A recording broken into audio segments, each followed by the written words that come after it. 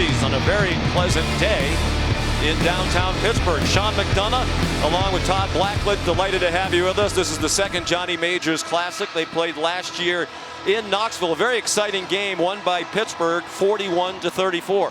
What do you look for in this matchup? Similar. It's an intriguing matchup, right? With Tennessee, it's an explosive, exciting offense with their head coach Josh Heupel. Pittsburgh, hard-nosed, physical, disruptive defense, kind of the MO of a Pat Narduzzi team. It's going to be that kind of game again. One of the best matchups of the weekend. Both teams ranked in the top 25. Pittsburgh won the toss and deferred. So Tennessee elected to take the ball, and Pittsburgh will kick off. It's Ben Sauls who will kick it away for the Panthers. Very little breeze in this stadium on this natural grass field. Good kick, and no chance to return it for Jimmy Holiday. So here comes the high-flying Volunteer offense, led by Hendon Hooker in his 6th year in college football. Was in the Virginia Tech program for 4 years, then transferred to Tennessee and became their starter in week 3. Took over from Joe Milton, who was injured in that loss to Pittsburgh. And what a year Hooker had. 31 touchdowns, just 3 interceptions. Set the single-season Tennessee record for completion percentage, for passing efficiency. Those 3 interceptions, fewest in the country among the 72 quarterbacks who threw at least 300 passes. He checks it down to Jabari Small, and he's dropped for a no gain by M.J. Devonshire, one of the heroes of their win against West Virginia. Had the pick 6 that gave them the late lead. Hooker throws quickly off the hands of his intended target and incomplete. Looking for their best receiver, one of the best in the country, Cedric Tillman. Tillman only had 1 catch for 20 yards when these two teams met in Knoxville last year, trying to get him involved early. Right away you see the tempo, the speed Tennessee likes to play with. And they spread receivers from sideline to sideline. 2 to each side here. Jabari Small, the running back, in this Pitt crowd, into it early. This is when Pitt's defense shines. 3rd and long. Time for Hooker, and the long pass incomplete. Too far out in front of Jalen Hyatt, who had Eric Hallett, an excellent safety, running in single coverage. When you play up-tempo offense, you have to make plays. You have to convert first downs. This is good protection. They kept the back end to help. Hooker just a little errant with the throw, and that's a fast 3 and out because of that tempo of their offense. It's 26 seconds, and the punter Paxton Brooks on the field. 5th-year senior, 3rd year as their starting punter, and not a great kick. Lands along their sideline, the far sideline, and this SEC officiating crew spots it at the 45. So here comes Keaton Slovis, like Hooker, a transfer. He started his college career at USC. It was a great start. He was the Pac-12 Freshman of the Year in 19. Led them to the conference championship game in 20. The last year supplanted as the starter by Jackson Dart. And in December, he decided to transfer here to Pittsburgh, and he takes over for Kenny Pickett, who was the starting quarterback last year when they won the ACC title. Was a Heisman finalist and a 1st-round pick of the Pittsburgh Steelers. Big shoes to fill for Slovis. He played well in the win against West Virginia in his Panther debut. He handed it off to Israel Abanikanda for a gain of 3. Jeremy Banks the stop. Slovis is very happy and comfortable here. When he made the decision to come to Pittsburgh, it was really all on Pat Narduzzi. They didn't have an offensive coordinator. They didn't have a quarterback coach hired yet, but he was convinced that Pat Narduzzi would treat him well, give him a good shot. He liked the fit culturally with the way the team seemed with each other. And so far, it's been a good mix between the two of them. They play at a much slower pace than does Tennessee, but then again, everybody does. A nice slant caught by Jared Wayne for a 1st down to the Tennessee 44. You mentioned no coordinator and quarterback coach at the time, but Keaton Slovis told us yesterday he leaned very heavily on Kenny Pickett. Yeah. He said what they talk about at Pitt, culture, it's real. Guys care about football. They practice hard. They play hard. It means a lot to them. And Pickett's endorsement of this program had a lot to do with Keaton coming here. After the play fake, he dropped it off, bobbled, and then caught. Gavin Bartholomew, the big tight end, inside the 31-yard line. They'll spot it on the 30 and another. Pittsburgh first down. Really nice job of Slovis hanging in there. Kamal Haddon was coming in on the blitz. He hung in there, slung it out kind of sideways, and made an accurate throw, knowing he was going to get hit in the mouth. And a nice drive here so far for Pitt. They started the game last week with big personnel, extra offensive linemen. Just about every play in the first quarter come out much differently with 3 wide receivers in this game. Playing without Rodney Hammond, who was their leading rusher in the opener. He has an ankle injury, and that play dropped for a loss. A quick pass to Jalen Barton, and he's dumped immediately by Tamarian McDonald, part of a strong secondary for Tennessee. Should also mention someone else Pitt's playing without here in addition to Hammond on their offense. One of their best offensive linemen, Gabe Hoy, their right tackle, did not play last week, is out again this week. The offensive line for Pitt was considered one of their real strengths. They returned all starters, and Hoy was one of the real leaders. He's backed up by Gonzalez, who's in there right now in his place at right tackle. He's experienced. Today is his 10th career start. Veteran offensive line that brought back all 5 starters from their championship team of the year ago. Here's Jared Wayne with a first down. And out of bounds near the 15-yard line. Impressive opening possession for Keaton Slovis and the Pitt Panthers. Now, great protection. I mean, Slovis is able to scan the field, read the whole route, and he finds his underneath crossing route in Jared Wayne, a very dependable target at 6'3", 215 pounds. It has a couple other receivers that were transfers that are new to the program. Jared Wayne is one of those veteran Pitt players. 3.5 minutes in, Pittsburgh on the move. The play fake by Slovis, and he slides down after a short gain. Not the fastest runner, but effective when he needs to be. He was chased down by Kamal Haddon, who's starting at cornerback today for Tennessee. Slovis is picking up right where he left off last week. I mean, he left some plays out there against West Virginia, took a few sacks, but when they needed him the most, 92-yard drive, 5 for 5, including the game-winning touchdown at the end. And he's off to a fast start again here today. Like Hooker, very accurate passer. He's on target, and it's dropped. Monte Mumfield, a transfer from Akron, dropped it. Yeah, he was looking to the end zone too soon. I mean, it was a good throw. He didn't secure the catch. He got his eyes off the ball and towards the goal line. Ended up bringing up third down with the incompletion. They're trying to replace not only Pickett, but Jordan Addison, who won the Biletnikoff Award as the best receiver in the country. He caught 100 balls last year for Pitt. He transferred to USC. Big drop. It's third down and 7.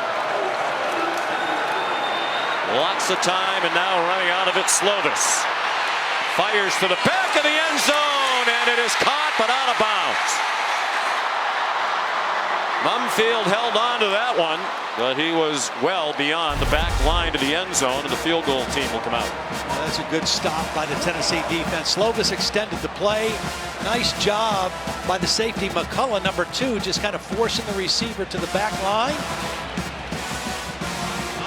Ball's thrown out of bounds. So here's Ben Sauls, who lost the battle last year to be their field goal kicker to Sam Scarton. He won it in this preseason and made his only kick against West Virginia from 42. This one's good from 30. Nice start for Pat Narduzzi and the Pitt Panthers.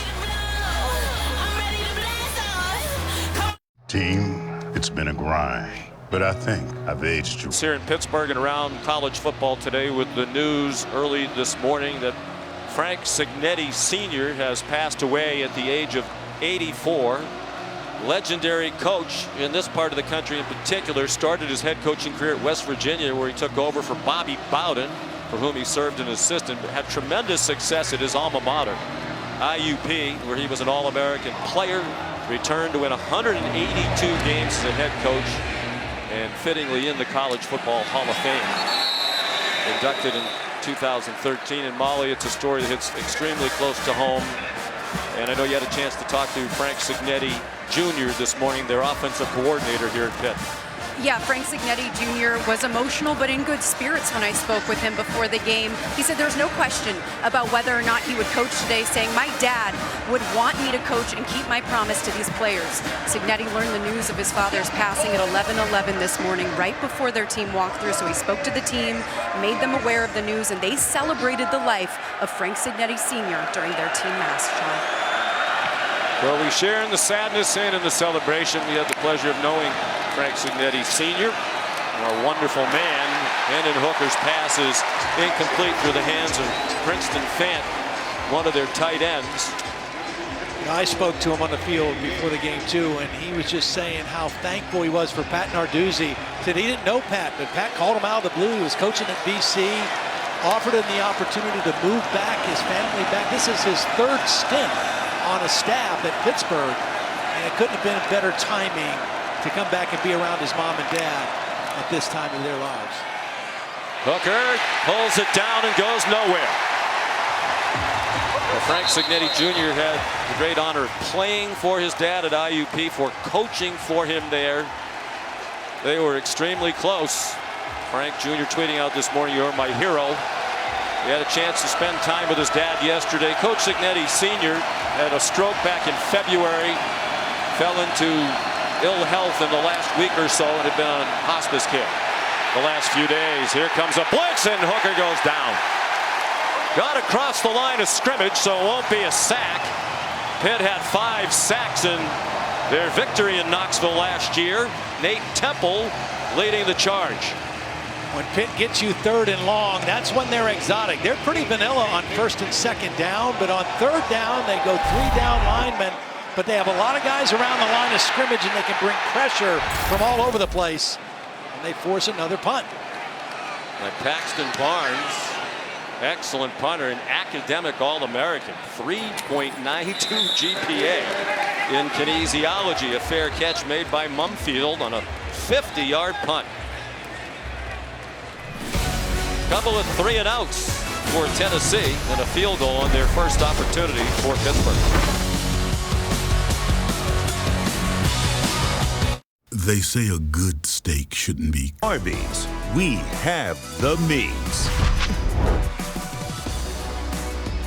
This is the second Johnny Majors Classic, named for the great coach at both Pittsburgh and Tennessee. Got his first head coaching opportunity at these 2 schools at Pitt, and he inherited a program that were 1-10 in 1972. Immediately was a winner, and as you saw, in his 4th and final year of his first stint here at Pitt, he won the national championship, an undefeated season, led by the Heisman Trophy winner Tony Dorsett, who, as we saw, looks like he could still play. Huge haul. Israel Abanikanda. They cannot get him. Touchdown, Pittsburgh. 76 yards. Reminiscent of Tony Dorsett in 1976.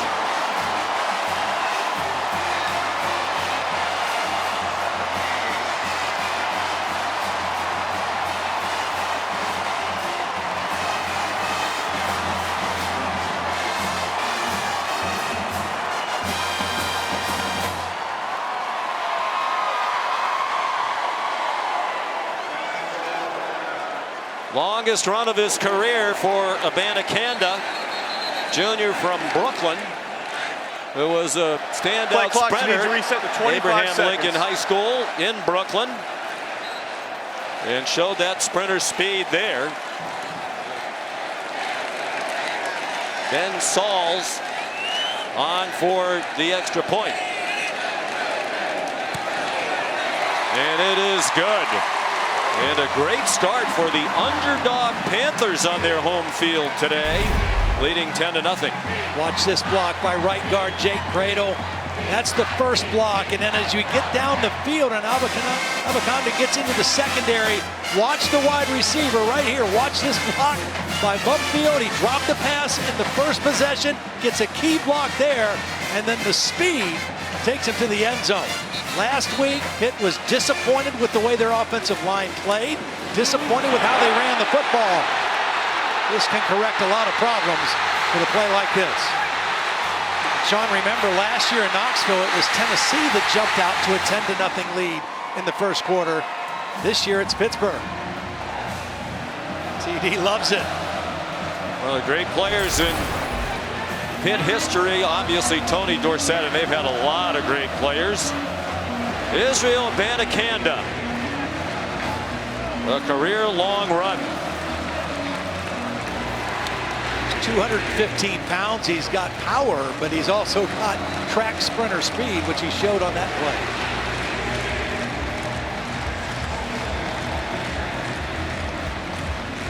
Again, 2 quick 3-and-outs by the Tennessee offense, and their defense gets gashed on that play. And Sauls with the touchback. So here's the third possession for Tennessee, still looking for its first down. They can score in a hurry, nearly 40 points per game last year under Josh Heupel. We mentioned Pittsburgh, the underdog. You know, Pat Narduzzi, a proud son of Youngstown, Ohio. He kind of lives life with a chip on his shoulder. Fun guy to be around. And when we asked him yesterday, you know, what's the extra motivation this one, he said, we're an underdog. Right. On our home field. We beat them last year. We're on our home field. We're a higher ranked team. Right. Yes. Yeah. This team is aware of their status in that regard entering today's game. Coach Narduzzi was going to make sure that he knew. Last year he was railing against ESPN, and in some part with good reason. After our network reported 75% of the fans who were going to be at the backyard brawl here would be West Virginia fans. That turned out not to be true. Hendon Hooker has the first down. Out to the 40-yard line goes the 6th-year, 24-year-old quarterback, oldest starting quarterback ever in Tennessee. And they go quickly. And they sling it deep in single coverage. We'll see a lot of that today. And this one, won by M.J. Devonshire, who had the coverage on Cedric Tillman. All 3 of the corners that we'll see for Pitt are undersized compared to these Tennessee receivers, but that ball was thrown too far to the inside. Devonshire was in perfect position and was able to knock it away. They're not real big, but they are feisty, and they believe in themselves because they get put on islands to play so much man coverage, and they're ready for it.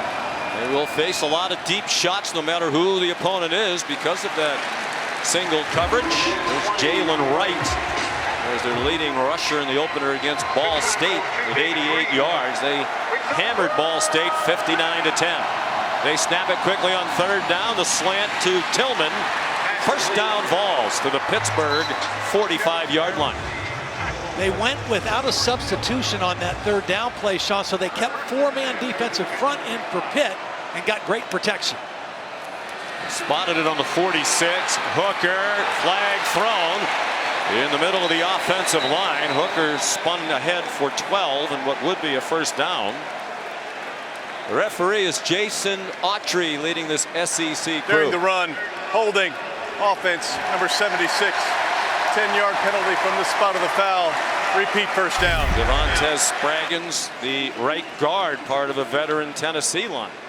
There it is, right as Baldonado was trying to turn to make a play, he got grabbed. Tennessee had some momentum. Hendon Hooker, slow start, but pretty good on this possession. Shows his toughness when he runs the football, too. He's not a real big guy, but he will take some shots and keep fighting. It's fun to see a guy like this. I mean, you said 24 years old. He had some success at Virginia Tech. Had a great year last year. The penalty is correct. It's first down. And he's the best version of himself right now. Right? They expect him to be even better this year because he has a full grasp of Josh Heupel's offense. He's comfortable with his teammates. He's comfortable as a leader on this team.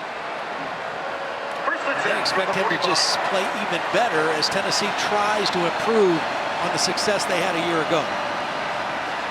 After the play fake, a pump and an incomplete pass, threw it into a crowd for Jacob Warren. the tight end, who had the best game of his career last year against Pitt. 5 catches for 55 yards, a career-long 34-yarder, and a touchdown. They don't throw it a lot to the tight ends. The handoff to Jalen Wright. Breaks a tackle. Breaks a couple of tackles. And gets to the 41-yard line of Pittsburgh. 5 yards short of the first down. Shane Simon among those Pitt Panthers who whiffed. It was really a good call by offensive coordinator Alex Golesh, because Brandon Hill, the safety, was going out to cover and left that area void for the run. Tight formation. And Wright stuffed on 3rd down and 5, and a decision for Josh Heupel on 4th down and 3 from the Pitt 39, down 10-0 with 6.5 to go in the opening quarter. They're going to go for it, not in field goal range. Watch for the tight end coming in motion to the wide side of the field. Try to get him the ball quickly. They send Jalen Wright out in motion. Not going quickly here. Wanting to make sure they have the right play call. Slant. Incomplete. Off the hands of Cedric Tillman. A.J. Woods had the coverage. And Pittsburgh takes over on downs. This will go down as a stop for Pittsburgh, but it's a drop by Cedric Tillman. This is a good throw. Ball's got to be caught. Instead, Pitt gets the football back. She's a Lotus and I'm the conductor of a magnum opus. Simply braggadocious. Why don't we take advantage of this moment? And wherever, no matter. Orange-clad Volunteer fans on the road here in Pittsburgh. Their team down 10-0. Here's Jared Wayne into Vols territory and down at the 43-yard line in the arms of Jeremy Banks. It was Aaron Beasley who put pressure on Slovis. Second time in the ball game we've seen Slovis read the blitz and hang in there with toughness and get rid of the football accurately, knowing he's got a free rusher on it. That makes a defensive coordinator a little bit hesitant of calling that blitz if the quarterback is seeing it and making plays against it that easily.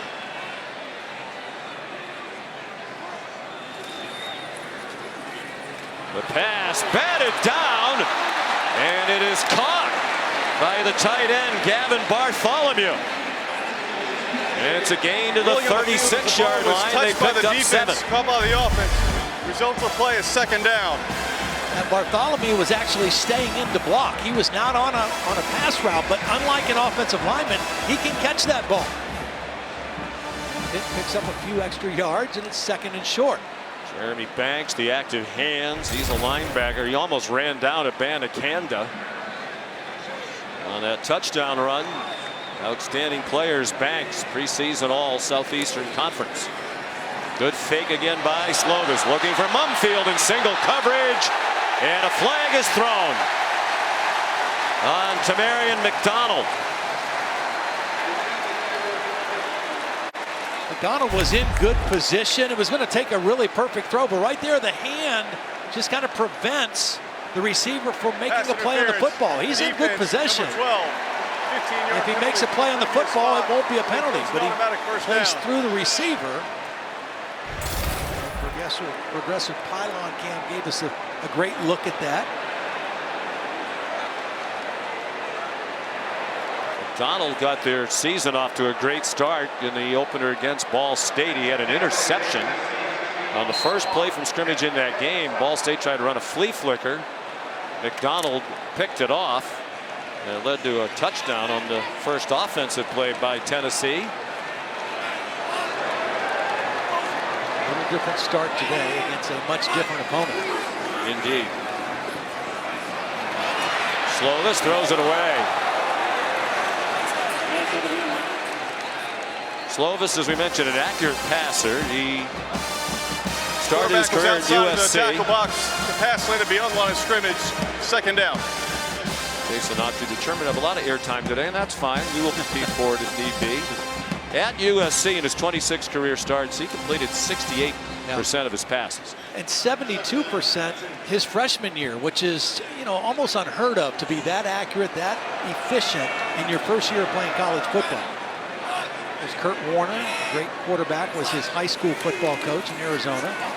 Another batted ball, and it flutters incomplete. There is a flag down in the secondary. Looks kind of like they're saying offensive pass interference, but the ball was deflected. Let's see what we have. There's no foul for pass interference. The ruling is the ball was tipped. Yep. Third down on the incomplete pass.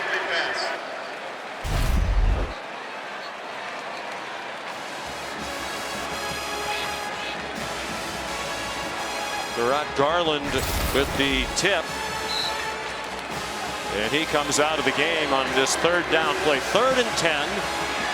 Just under 4.5 to go first quarter. It's been all Pittsburgh against a Tennessee team that was the best in the country in the first quarter last year. In total points per first quarter and in first quarter point differential. Slovis, end zone, intercepted. Trayvon Flowers, after it went off the hands of Bub Means. There is a flag down at the 13-yard line along the near numbers.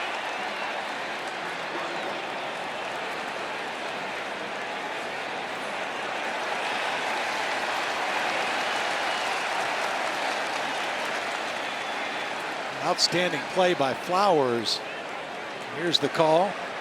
There is no foul for defensive holding. The result of the play is an interception. First down for Tennessee at the 20-yard line. And a good job by Aaron Beasley, kind of pulling back on that hit on the quarterback. Watch number 24, just kind of pull back a little bit, led with the shoulder. And then Flowers showing his athleticism in the back of the end zone off the tip pass. Slovis, put that where you want. You give your receiver a chance. Usually if you throw it high in the back of the end zone, it's either going to be your guy catches it or nobody does. That time the ball was tipped up in the air. Trayvon Flowers comes down with the interception. His first of this season, his 4th career interception for the senior from Atlanta. Veteran starter in their secondary. It's his 27th career start. He and Jalen McCullough, long-time excellent duo. Although for all their talents, it's a Tennessee defense that was 99th in the country in total defense last year. They're going to take the next step beyond a 7-win season of a year ago when Josh Heupel's first. They need to get better on defense. You know, one thing they did really well, they set a school record for tackles for loss, so they were disruptive, but they were terrible on third down. One of the worst in the country. They couldn't get off the field, so they had to run too many plays defensively. That's really where they've got to improve this year, and that was a good third down stop. Hooker to Jalen Hyatt for 6 on first down. Now Jalen Wright doing all he can for a hard-earned yard. Devin Danielson the stop for Pitt.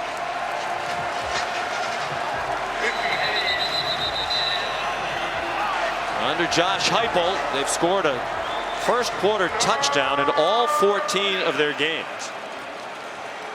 They're running out of time in this first quarter. Devin Danielson is the injured player for Pitt. Last year, Tennessee averaged 14.6 points per game in the first quarter. That was almost 4 points per game better than anybody else in the country. They've started quickly under Heupel. Not today.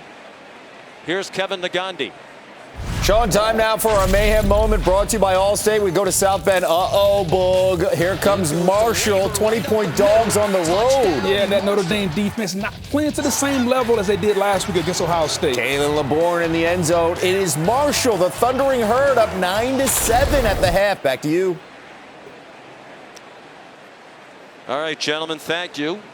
You know, Danielson is one of their veteran defensive linemen, a 5th-year senior, already playing today without Deslin Alexander, another one of their veteran guys. Alexander, an outside defensive end, Danielson, an inside defensive tackle, and just from a depth standpoint and rotating and getting, you know, fewer reps for your defensive linemen, it could be a second guy down for this Pitt defensive front. Deslin Alexander, he's in uniform, he's not going to play, but a very vocal leader, kind of a coach on the field, trying to coaches guys up here on a third down situation. Some of the numbers that we mentioned from the first quarter a year ago. This is unusual for Tennessee in a season plus under Heupel.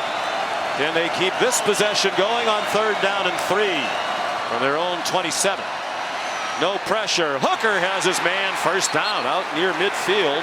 Goes Cedric Tillman, swung down by the safety Brandon Hill. We're so used to seeing the wide splits. This time they brought Tillman in a tight split and ran the out route, so there was a lot of room to make that throw and catch. A good play fake and a completion to Tillman to the 45-yard line. They're going to pick up the pace here. They'll mark it at the 46. Second down and 3. Under 3 minutes to go in the first quarter. Hooker under duress. Well, he's slippery. You know, I mean, it looked like they were going to get him for a loss of yardage. He avoids a couple tacklers and he gets another first down. And Tennessee with good momentum right now on this drive. And they've got Tillman involved and active in their offense. Hooker's pass caught a little bit behind his receiver. Brew McCoy, the transfer from USC, who made a catch for about 7 more. On the clock on your screen, we're going to keep track of how quickly they go from the tackle to the snap, but there's another injured player. It's Tyler Bentley, who's a backup defensive tackle. Another veteran player, 5th-year senior from Westchester, Ohio.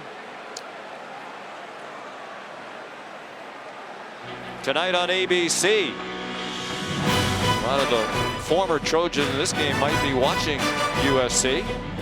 7:30 Eastern time on the road in Palo Alto against Stanford. 101st meeting all time. USC a nice debut for Lincoln Riley last week. They hammered Rice 66-14. It was Stanford over Colgate 41-10. You throw out the records when they get together. Well, and you hear so many coaches that we talk to talk about culture, how important culture is. And now you've got Lincoln Riley going to USC, and they bring in 24, 25 transfers, one of them being Jordan Addison, who's the great receiver for Pitt a year ago, 100 catches, won the Biletnikoff Award.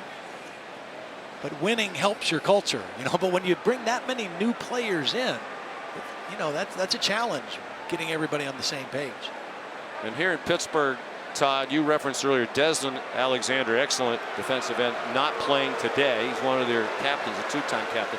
They felt like they still had enough depth without him, as long as they didn't have to play 95 or 100 plays. Well, now they've already lost Danielson, Molly, and it's another player, Bentley, limping off the field. Yeah, Sean, you saw Devin Danielson walking off gingerly. When he left the medical tent, he yelled out in pain when he put weight on his left leg and said to athletic training staff, "I can't put any weight on it," and he shook his head. So not looking good for Pitt as the injuries just keep piling up. You know, some of these Tennessee fans, I think, were booing, thinking they were trying to slow the tempo down with a fake injury. I don't think it was a fake injury. No. I mean, they are down a couple defensive linemen. Well, now the depth is a concern, particularly against this fast-paced Tennessee offense that tries to wear you down, even when you're at full strength. Jalen Wright very close to the first down marker. It's really fun to watch and study them on film. The wide splits, you just don't see too many teams that put their wide receivers outside the numbers like Tennessee does. They really want to stretch your defense and take people away from the box. They count the box, and when it's favorable to run, they run. And they just ran for a first down with Jalen Wright, tackled by Servassier Dennis, one of their captains, who was second-team all-conference a year ago. See, they stretch your defense with their formations, and then they stress your defense with their speed and their tempo. Hooker just did get it off, has a man open, and it is out of bounds. Jalen Hyatt, the receiver, he caught it, but deemed to be out of bounds along the near sideline. The ball was fading him to the sideline. He makes the catch, but he doesn't get the foot down. Good call by the officials. The right foot came down clearly in the white. And it's just because the ball faded him too far outside. He had separation. As a progressive pylon cam, we take the last look at it. There's the right foot out of bounds. And a near miss for Hendon Hooker. It's 2nd and 10. Under a minute and a half to go in the opening quarter. Pop pass down the middle. Jacob Warren into the end zone.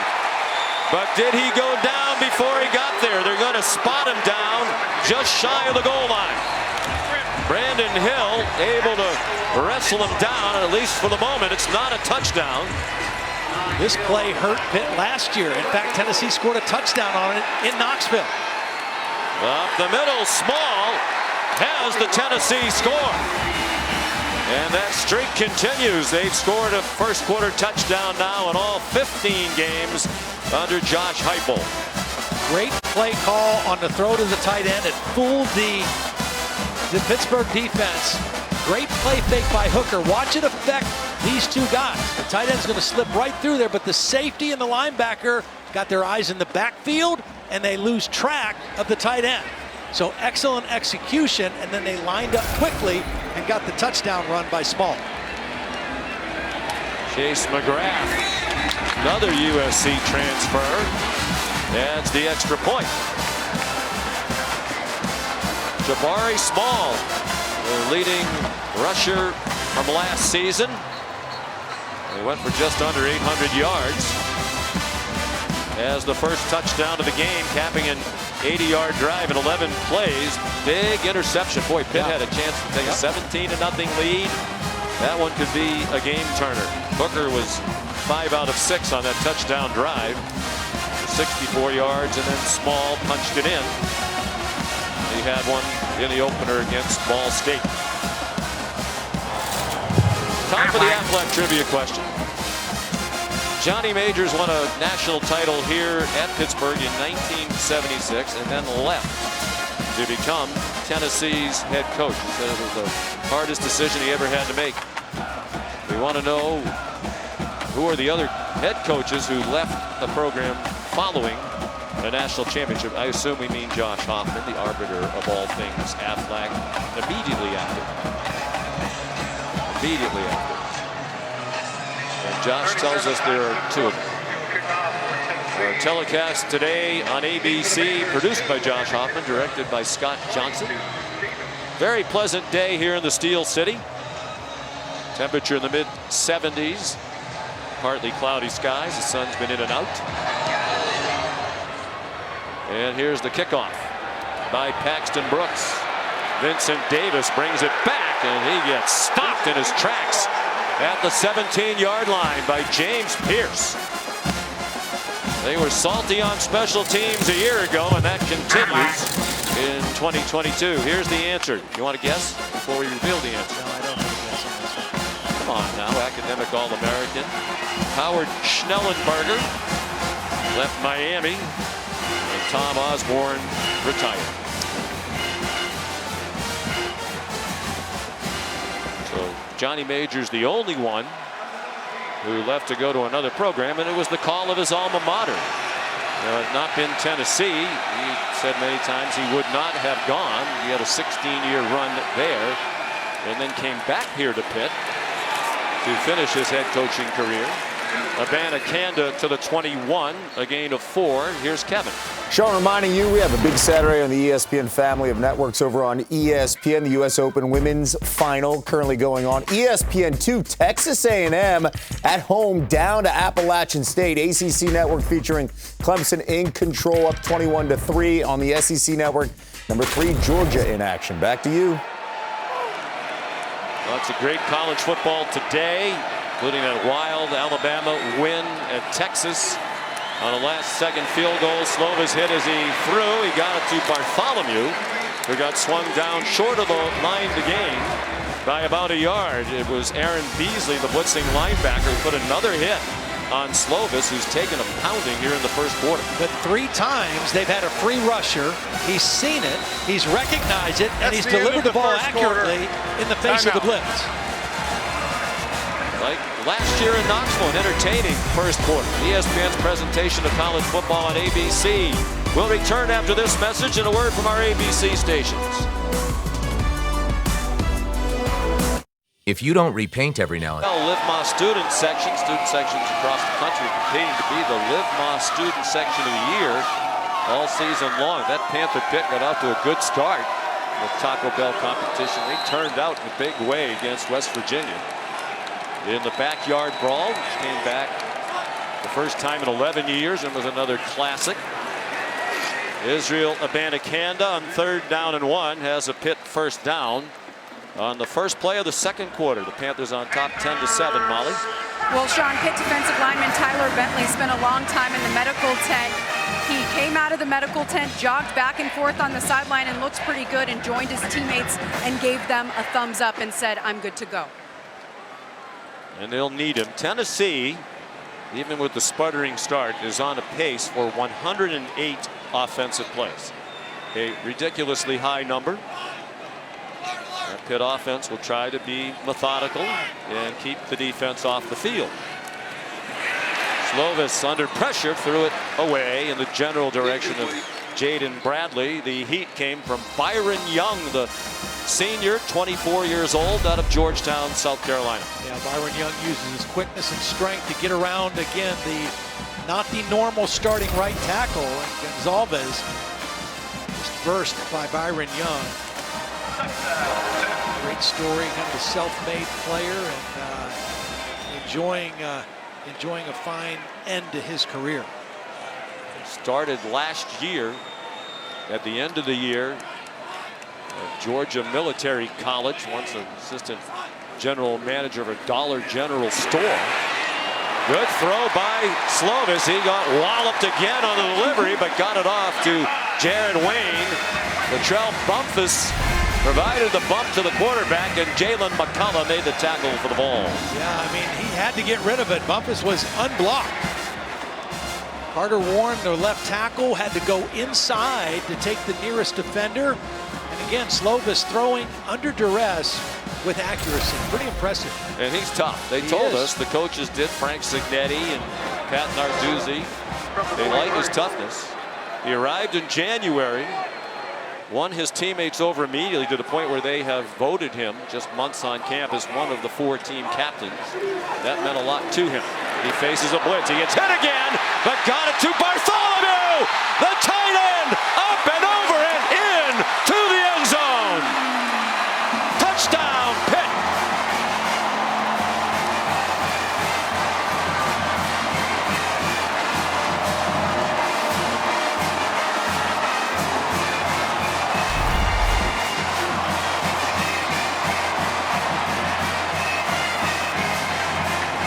Unbelievable, just unbelievable effort by Bartholomew, and Keaton Slovis again throwing under duress. Tennessee choosing to blitz the quarterback. The linebacker Jeremy Banks got lost in coverage, and then Trayvon Flowers got hurdled by a very athletic tight end in Gavin Bartholomew. My goodness, I'll say so. 6'5", 255 pounds. Ben Sauls tacks on the extra point. It's a 57-yard reception, longest of his career. Frank Signetti told us they wanted to get the ball to Bartholomew more than they did in week 1. That's a big play right there by the big man. Aerial coverage above Acrisure Stadium. That's going to take some getting used to. Provided by Goodyear, road tested and game ready. Are you ready for the road? Goodyear, more driven. Well, they told us the senior from Scottsdale, Arizona was tough, and he's demonstrated that toughness. Slovis hanging in there, getting belted regularly. He was 3 for 5 on the touchdown drive, which put the lead back to 10 for Pitt. Here's Jimmy Holiday. Nice return out to the 29-yard line. Well, obviously, defensive coordinator Tim Banks wanted to go after the quarterback, thinking they could rattle him. Slovis has taken some hits, but the hits have gotten there a hair too late. He's hung in there. He's made accurate throws. This was the last one for the touchdown to Bartholomew. 9 for 15, 139 yards, but about 5 completions of those 9 was with a free rusher where he knew he was going to get hit, hangs in there, makes a tough throw, and takes the hit. And getting work done on his throwing hand. So you might have a cut. Tyler Bentley, who was injured earlier for Pitt, is back in the game along the defensive line. Hooker on first down. Checked it down to Princeton Fant. One of their tight ends, the cousin of Noah Fant, now with the Seahawks, got 8 on first down. Good decision. That was a zone defense by Pitt, and Hooker recognized it. 2 receivers wide each side, another missed tackle, and a first down for the Vols. Cedric Tillman. They'll mark him out at the 44-yard line. Tennessee likes to do that a lot. With those wide splits, if you just put 2 defenders out there, they're going to throw quick screens. And if you miss a tackle and you have 1 blocker, it can turn into a big play. Design roll. Hooker was missed and did well to get back to the line of scrimmage. Solomon DeShields, a backup linebacker, had a chance to get him and did, but Tyler Wiltz did. I think he was going to throw this a throwback, but the pressure was there so quickly that he had to try to run it and gain something. Ended up losing a yard. On second down, looked like a design quarterback draw. And Hooker's just shy of midfield. He rushed for 49 yards last year against Pittsburgh on 9 carries. Third down and 5 for Josh Heupel in Tennessee. He's involved in the play calling, but Alex Golesh, the offensive coordinator, calls the bulk of the plays. And this is a big one. Pitt showing a 4-man rush, not showing additional pressure at this point. You've got 5 offensive linemen to block 4, plus the back. And Golesh's point last night, we want to go fast, but in big situations, it's more important to get the right play. They took their time. Is it the right play? Yes, first down. Cedric Tillman to the 43-yard line of Pittsburgh. Where they typically like to go fast is like right now. After a first down, they got the conversion. You're right. Third down, let's settle down. Let's make sure we have the right people in the right play. Well executed. Hooker has a man open, and it's too long. Cedric Tillman was running free behind the defense, and Hooker launched it a bit too far. And Pitt is wholesale substituting on defense. They just put about 6 new players in after that incomplete pass. And last year when they played in Knoxville, that was part of the problem for Tennessee. They had a 10-0 lead, and they had several opportunities on throws down the field that they did not connect on. Again, Pitt's defense will invite you to take shots down the field, but you got to hit some of them, especially if you got a guy running free like Tillman was there. Second and 10. They missed a great chance for a touchdown. Hooker scampers out of bounds. They'll spot him about a yard short of the 33. I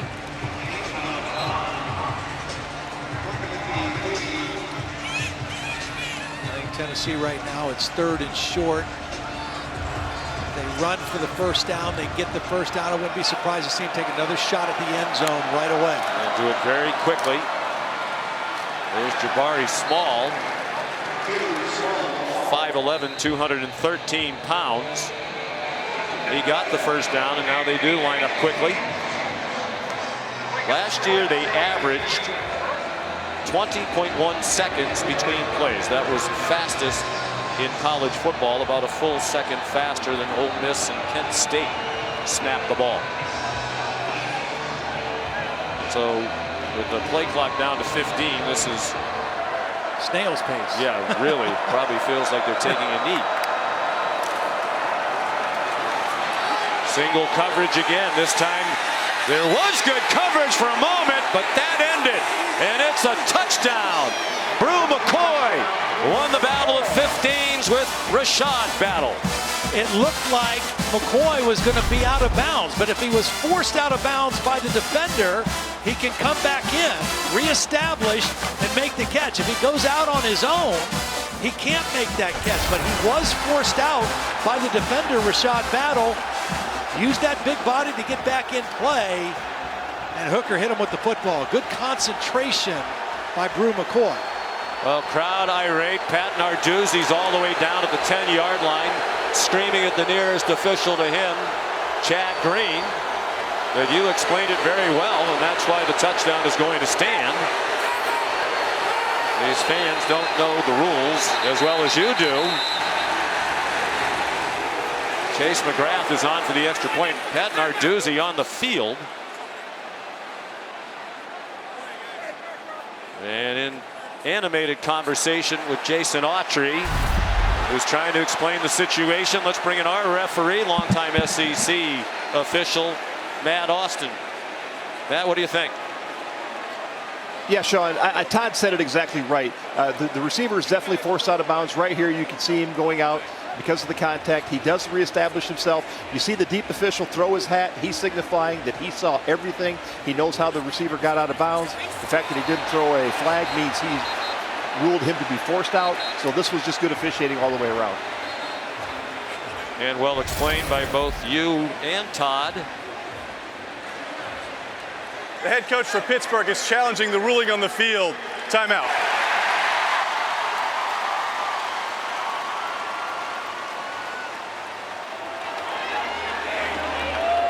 The replay official is Dave Allman.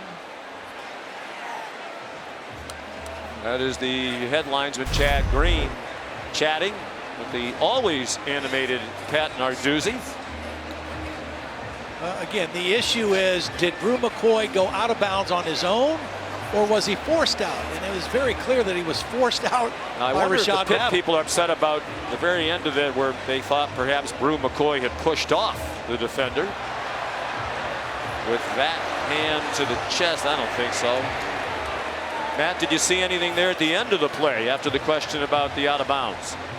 No, I didn't, and certainly nothing. I mean, he was definitely in bounds, so I can't believe they would review that. And this play, I don't believe, is even reviewable if the officials on the field ruled that there was contact which pushed him out of bounds, and there's any contact at all. That takes replay out of it. They cannot judge how much contact there was and if it caused him to go out. The officials on the field ruled that. I don't see what there is to review here.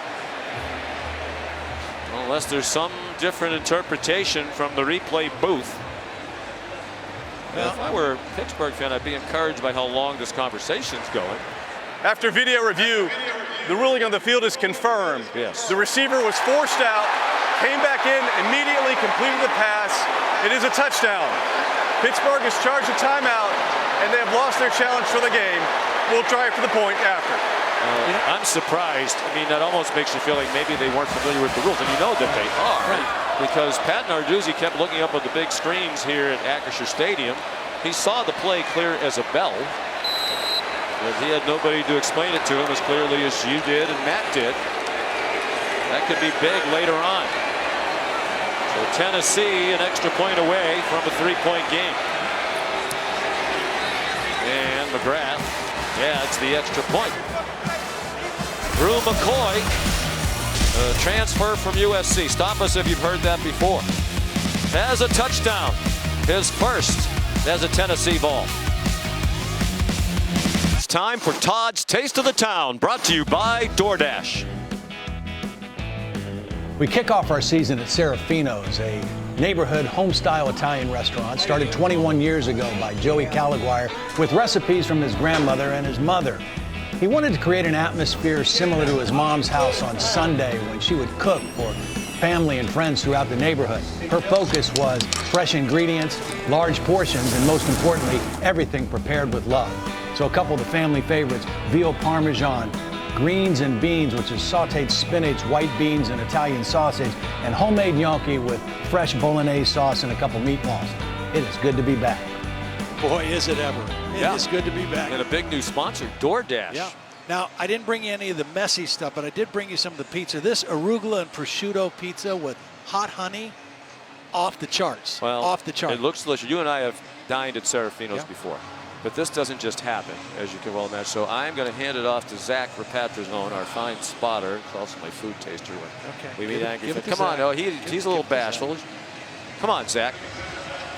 So try it. Let me tell you this. This is kind of a full circle. It was really a fun taste of town, obviously, Serafino's. But what do you think? Joey, it's good, right? It's awesome. Really good. Yeah, it's awesome. Joey played football at Temple. He and his brother, Dean, they both played high school in Pittsburgh. Joey was recruited by my dad to go to Kent, but he played at Temple. Dean played at Pitt. They were both offensive linemen. And then later, Dean played for the Steelers. And my dad, Ron Blackledge, was his coach for the Pittsburgh Steelers. That's a nice story. I tried to take the pizza away from I'm going to eat it. Just sit it over by me. He said no, he wants to have it in his position while he's spotting the game here. It's worth eating. It's delicious. We should go there tonight. Now you have a fancy new sponsor. I'm sure you get a lot of money for these segments, so it'll be your treat. Wonderful spot. It's one of Pat Narduzzi's favorites. Yeah, he was the guy that recommended it 2 years ago when we went the first time. And I believe I paid. As a matter of fact, I know I did because it's a weekly tradition, sort of just like Taste of the Town. On first down, Vincent Davis ahead to the 28-yard line. Veteran backup running back, senior out of Fort Lauderdale, Florida. Interesting transition for Pat Narduzzi on offense. They were high scoring last year under Mark Whipple. He left to become the offensive coordinator of Nebraska. And I think without Kenny Pickett, they want to be a much more balanced team, run versus pass. They appreciated what Whipple did here. Well, you want to play to your strengths. Now, they feel like their strength is their offensive line. And even though they're playing this game, as you see a hard run there by Vincent Davis, they're playing without Rodney Hammond, who was their leading rusher last week against West Virginia. You know, they want to run the football, use that big offensive line, and go play action. There is no foul for a face mask. The result of the play is first down.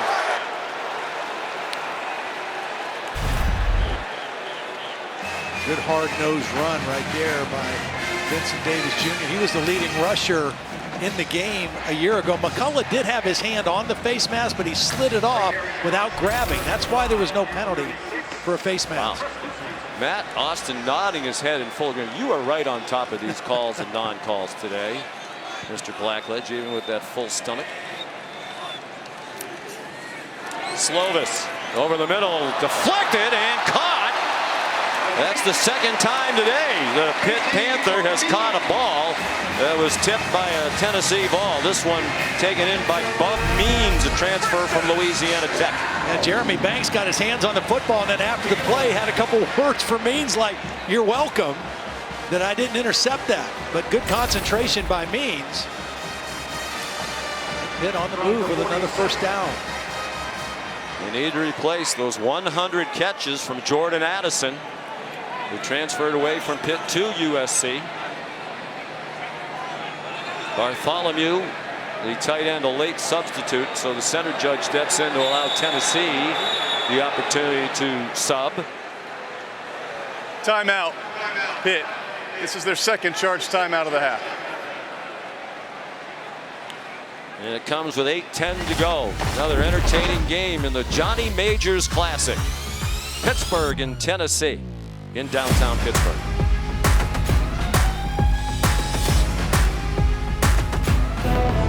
The 53rd season of Monday Night Football kicks off Monday. That seems appropriate on ESPN. Deportes and the app. It's the Denver Broncos and the Seattle Seahawks. The debut of Joe Buck and Troy Aikman. And the alternate broadcast, the Mannings on ESPN2. Kick off your Week 1 coverage Sunday at 10 a.m. with countdown. Israel Abanikanda, the ball carrier for Pitt. 8 minutes to go, first half here, 17-14. Panthers have the lead for Pat Narduzzi. 101 yards rushing now for Pitt here in the first half. So a much better effort than a week ago. Much better effort than they were able to run the football last year against this Tennessee defense in Knoxville. Of course, it was a big passing day for Kenny Pickett. 285 yards through the air, but better balance so far in the first half offensively for Pitt. Just shy of midfield, midway through the second quarter. Slovis got it off, showed his arm strength there, and it's broken up on a nice defensive play. The intended receiver was Bub Means, and it was Kamal Haddon, who spent a brief moment in time at Auburn into Tennessee as a transfer. Good play. Yeah, good play. It was a good throw. The blitz was picked up really well by Abanikanda, and so Slovis had a clean pocket. Just a better play defensively. Haven't had many third downs. They've converted 1 out of 3.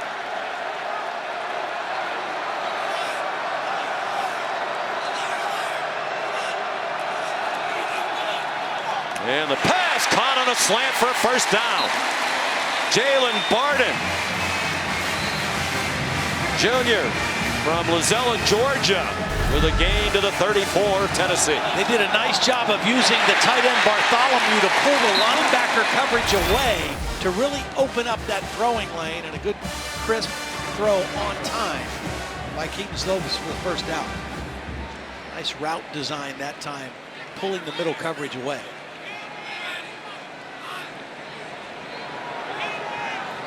First 2 catches of the season for Barden in this first half.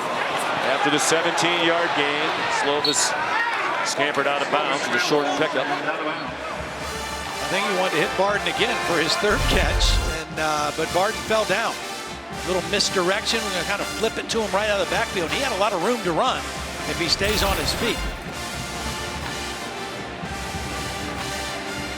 Wide receiver coach Taquan Underwood talking to him there. Just stay on your feet. You got a big play, my man.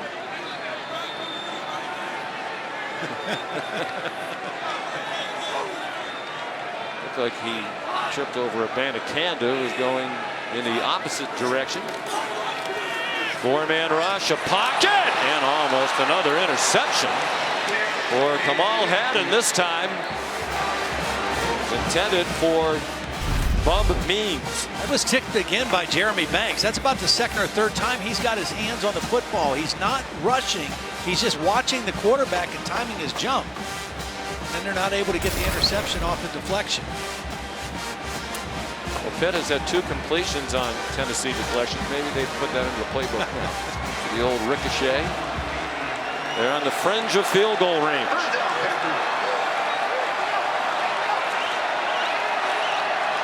Just more than a 50-yarder. They put Mumfield, the receiver, in the backfield and motioned Bandicanda back there as well. Dumped off short. Bub Means is short of the first down by about 2 yards. And what is Pat Narduzzi going to do? No sign of the field goal team yet. And they're going to go for it. The tight end Bartholomew comes on.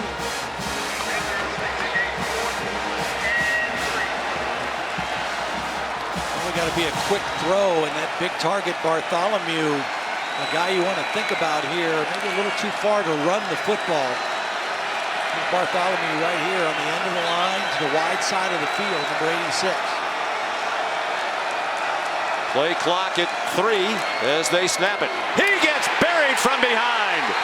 Wesley Walker came on a blitz, and Tennessee takes it over on downs. He missed the tight end. Bartholomew was open versus the blitz. Here he is.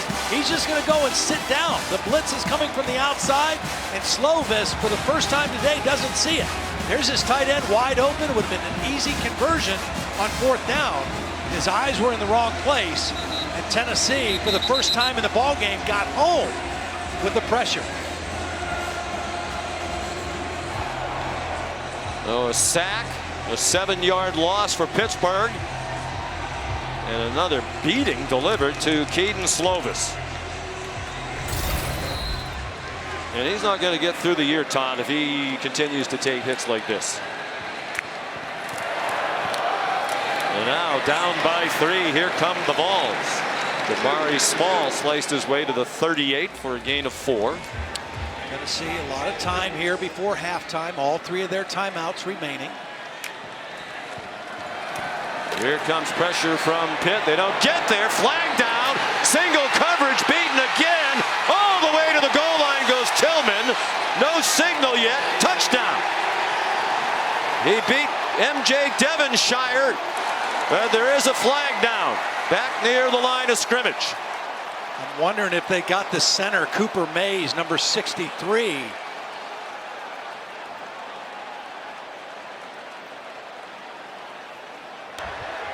Personal foul, illegal hands to the face, defense number 57. Wow. The 15-yard penalty enforced on the kickoff result the play as a touchdown. And was it a touchdown? There was some question about whether Tillman got into the end zone before going down.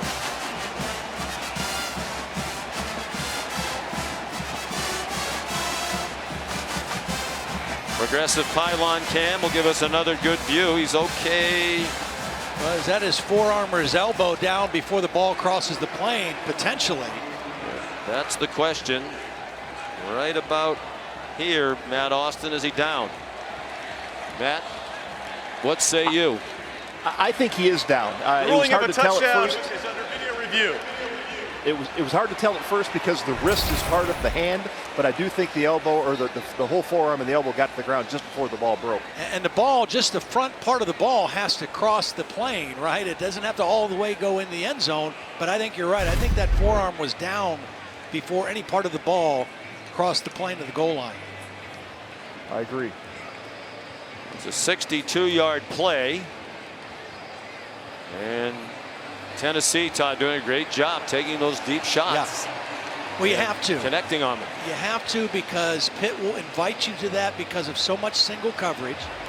And you just have to win some plays. You have to win some one-on-ones. And that's what Josh Heupel, Alex Golesh told us when we met with them yesterday. You know, we got to win some one-on-ones. They didn't win enough one-on-ones a year ago, but they've won a few big ones here so far in the first half. Jason Autry has finished his conversation with Dave Almond in the replay booth. It's either a touchdown, it's going to be first and goal Vols from inches away.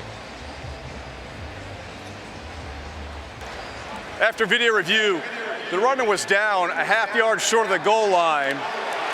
The personal foul will be enforced from that point. First down, Tennessee.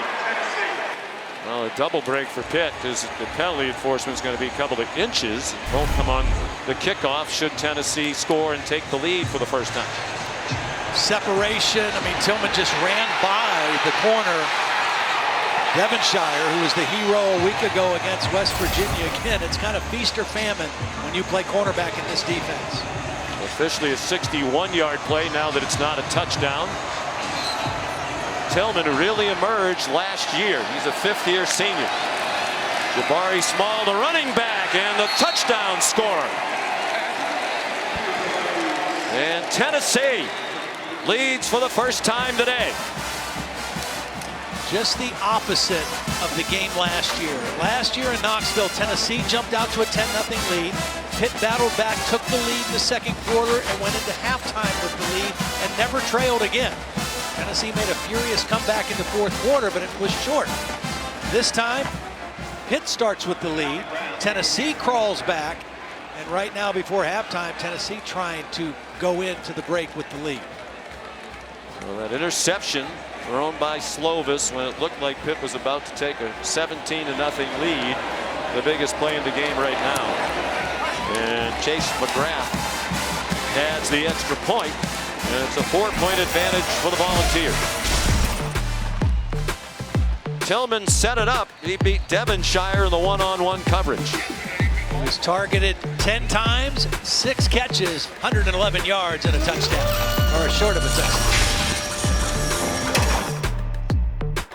Farm halftime report just minutes away. A&M and Notre Dame struggling so far. Yeah, both offenses struggling. All right, Alabama struggling in Austin. Highlights and reaction coming your way at the half. What do you think of our game so far, Dan? Hey, the offensive fireworks we're expecting, we're getting it from both teams. Tennessee up by 4. Back to Sean. We'll see you at the half. All right, gentlemen, thank you. Very entertaining first half indeed here in the Johnny Majors Classic. Been a winner by 7, 41-34 last year in Knoxville. Tennessee trying to win on the road. First game they played in the Northeast since '98 when they played Syracuse, a big win in their national championship season. Todd, they were down 10-0 today. Looked like it was going to be 17-0, but this play changed momentum big time. Yeah, I mean, it was a breath of fresh air for Tennessee. Led to a touchdown. They fought their way back in, and then the incredible play by Bartholomew. Put Pitt out again, and then this controversial play that was just great concentration by Drew McCoy to stay in bounds. Tennessee has fought their way into the lead here late in the first half. Leading for the first time. Just under 5 minutes to go. Vincent Davis not finding any running room. A half-yard, and that's about all. He ran into Aaron Beasley, who's been active in this first half. Senior from Franklin, Georgia. played very well last week in their opening win against Ball State. We got another linebacker, Jawan Mitchell, who's a transfer from Texas, who was one of their top players a year ago. He's been out, has not played yet. Beasley and Jeremy Banks. Banks, who had 128 tackles a year ago. Very active inside linebacker group for this Tennessee defense. Really bolstered when Mitchell's healthy. Missed most of last year with a shoulder injury. Has not played this year. Well protected this time, Slovis, but nobody open. Now he zips one way short of his intended target. It was Bub Means. Warren Burrell had the coverage. Excellent coverage downfield because, as you mentioned, Slovis was well protected. He moved out of the pocket, still had an open throwing lane, just know where to go with the football. Important time of the game for Pitt. 3rd and long here. They get a 2-for-1. They won the toss and deferred, so they'll get the ball to start the 3rd quarter. You love to try to finish the 2nd quarter and start the 3rd quarter with something positive. Slovis, Wade, Vincent Davis back to his left hip. 4-man rush with a spy. The check down to Davis and a first down. Really good decision by Slovis. Tennessee was in a deep zone coverage, had a deep middle safety. He didn't try to force it down the field into coverage. He threw underneath to the back and let the back do the rest for the first down. This is deep zone coverage. Tennessee's got everybody accounted for, but the back slipping out of the backfield was the right option for Keaton Slovis.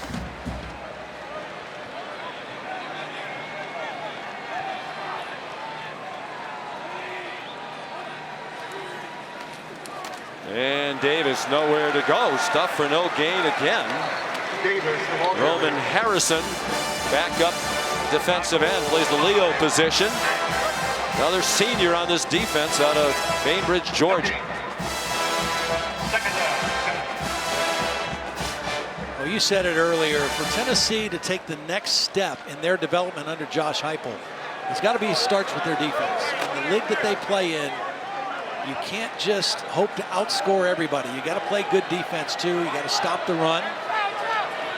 Tennessee's defense trying to catch up to that offense a little bit more in year 2 of this coaching staff. Play clock running out. They snapped it with 1. We're under 3 minutes to go in the half. Slovis still up somehow and got it off. Roman Harrison again putting the pressure on Slovis. And again, good downfield coverage because initially the pocket's there. Slovis leaves and somehow gets rid of the football before getting sacked.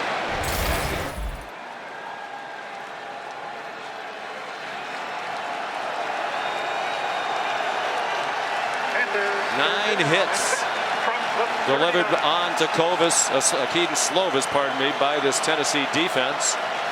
And 3rd down and long. Will they come after him again? With their backup left tackle and Branson Taylor for their left tackle Carter Warren.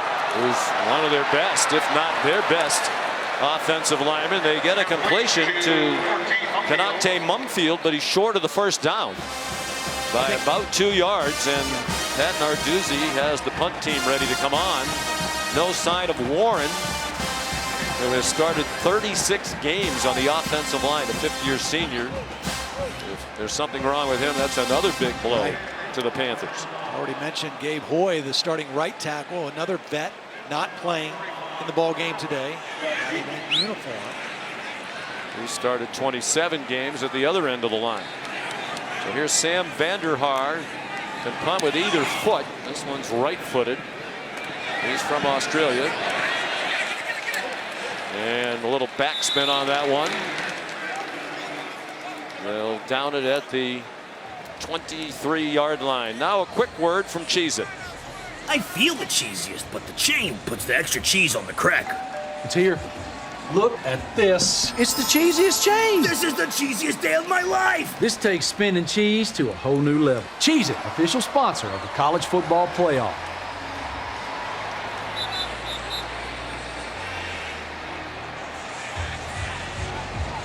Well, with 1:50 to go and all 3 timeouts, they don't need a lot of time. Hendon Hooker started 2 out of 8. They started the game with 2 3-and-outs. He's 10 out of 12 since and up to 188 in the half with a touchdown and no picks. Also their leading rusher right now with 35 yards on 8 carries. After 145 straight passes without an interception, he got stood up and dumped by Kalijah Cansey in the middle of that defensive line. I'll take a look right in here. Kalijah Cansey, just a solid guy, comes on the inside move and makes the play behind the line of scrimmage. Again, a very disruptive defensive front for Pitt. Cansey, one of the leaders, very athletic for a big man. Some movement, no flags down. Hooker pulled it down. He gets sacked again by David Green, fifth-year senior from West Mifflin, Pennsylvania, who had a half sack in the opener against West Virginia. And Todd, to me, this is where Pat Narduzzi really hurt himself with that challenge that cost him a timeout. Yeah, absolutely. He's only got one left. I think you use it if they run the football or the clock's moving here, because they came close to a couple blocked punts early in the game. I think they could go after the Tennessee punter if they get a stop here on 3rd down. Tennessee not in any big hurry. It would have been able to stop the clock twice. Looks like Josh Heupel's going to let it go down and then use one of his 3 timeouts with 37 seconds to go. Tennessee has called their first timeout of the half. It'll be 30 seconds in length.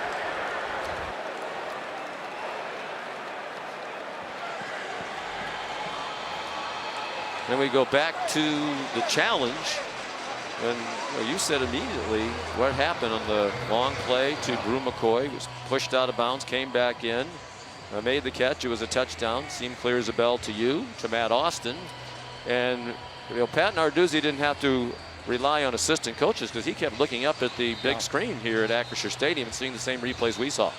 Yeah, and it's unfortunate because obviously he loses a challenge for later in the game, but more importantly right now he loses a timeout, so he only has one left. This was a play, again, clearly forced out of bounds by Rashad Battle, the defensive back for Pitt. Reestablished himself, made the catch, and right now that was very smart also by Josh Heupel to let that clock run down, use one of his timeouts. He's going to have to punt the football if they don't convert here. They've had success throwing it down the field. Will they try that on 3rd down and 19? Or run a conservative play and make Pitt use that last timeout?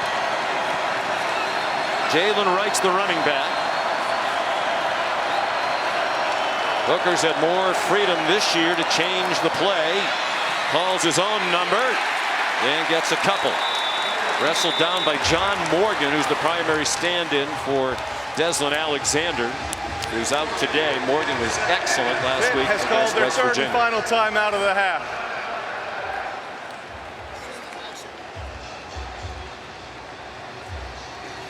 Tonight from T-Mobile Arena in Las Vegas, it's UFC 279. They had to jumble up the card, but they still came up with some terrific matchups, including Diaz and Ferguson. The main card begins at 10 Eastern. It's on pay-per-view with the prelims at 8 Eastern, 5 Pacific on ESPN News. To order the main card in English and Spanish, go to espnplus.com/PPV.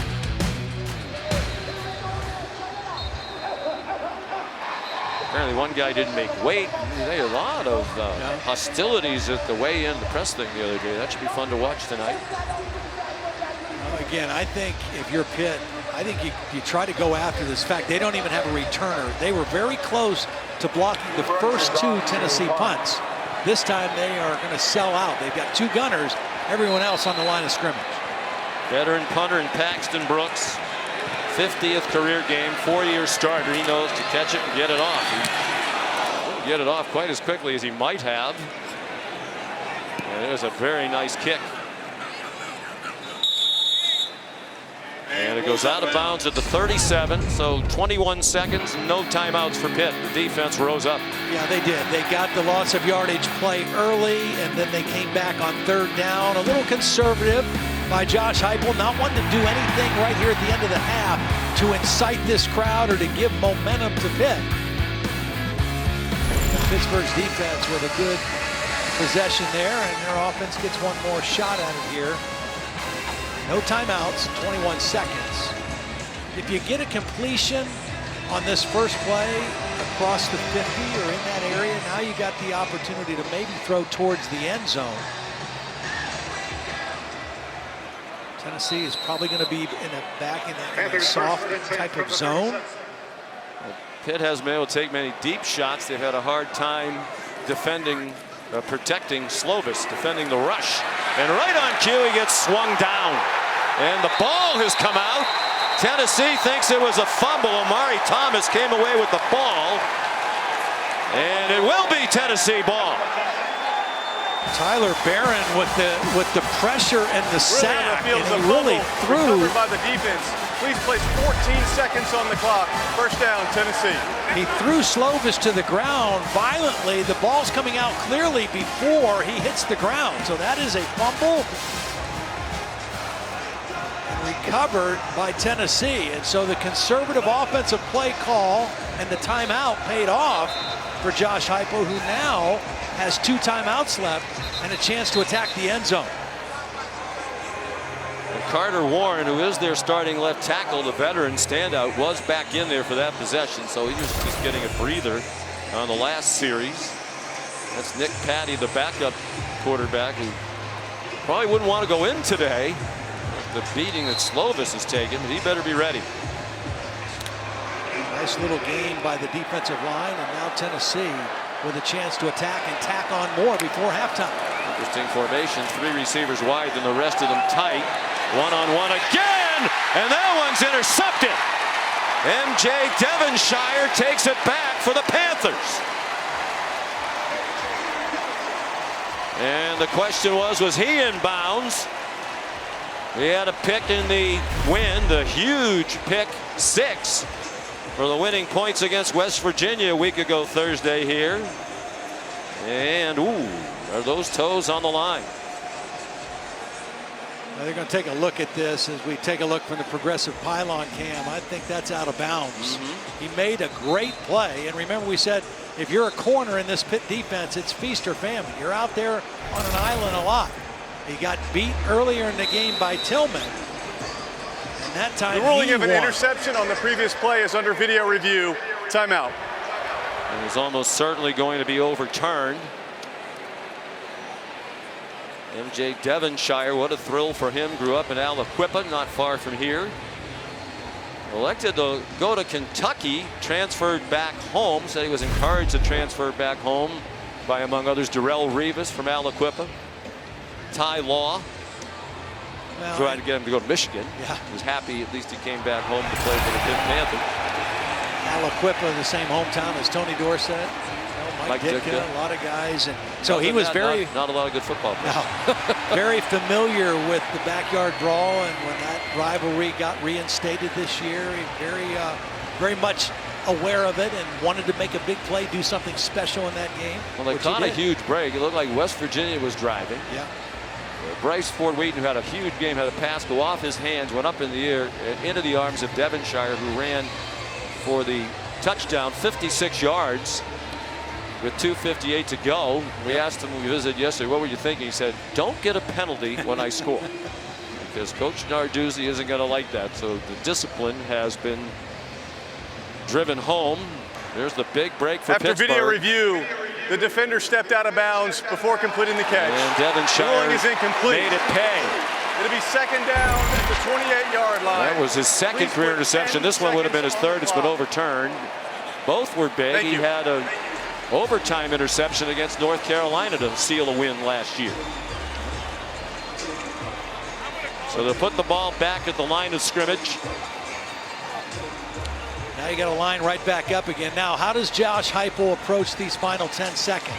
Does he look for a quick completion to play for a field goal and a 24-17 lead? I think with the way they're getting one-on-ones and jump balls, if you got to play, you think you can do that again. And look at Pittsburgh now backing off. With 3 defenders deep, they're not going to allow that, so they run it up the middle. Jalen Wright short of the first down. It will be a field goal situation now.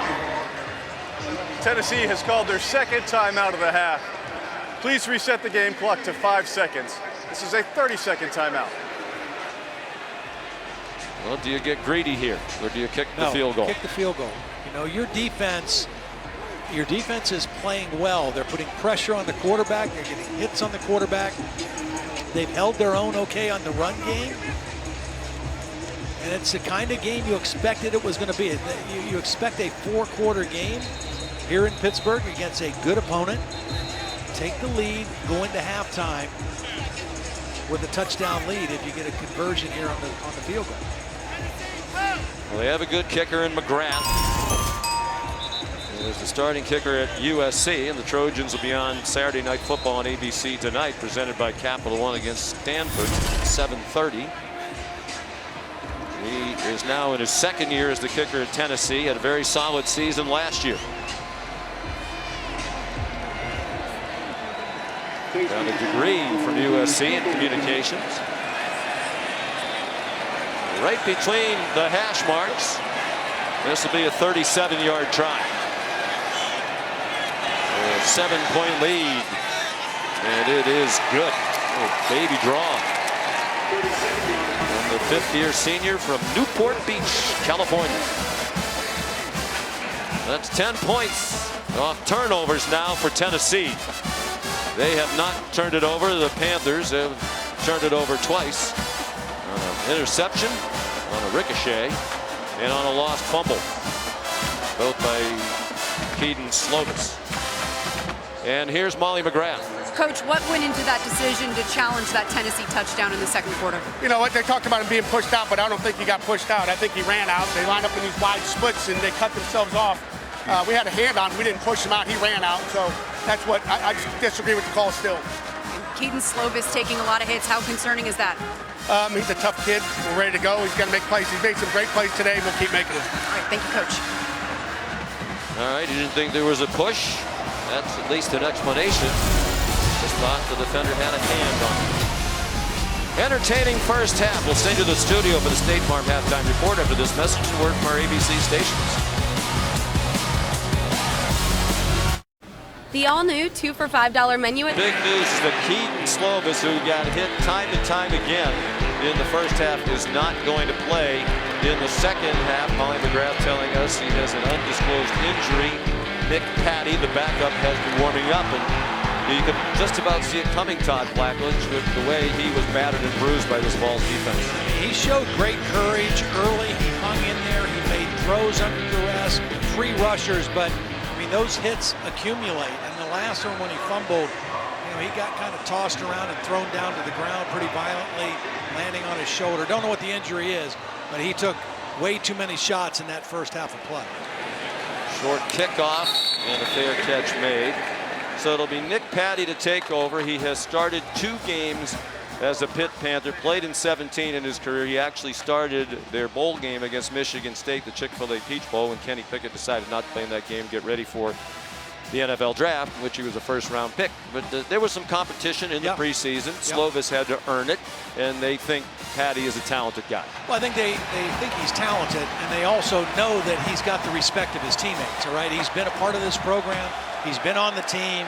He didn't pout when he didn't win the job. He's there, and the hardest job in college football or pro football is to be the backup quarterback, but you have to prepare like a starter because you're one play away from being the guy. And right now, it's Nick Patty's game. A 5th-year senior from Hillsdale, New Jersey, out of St. Joseph.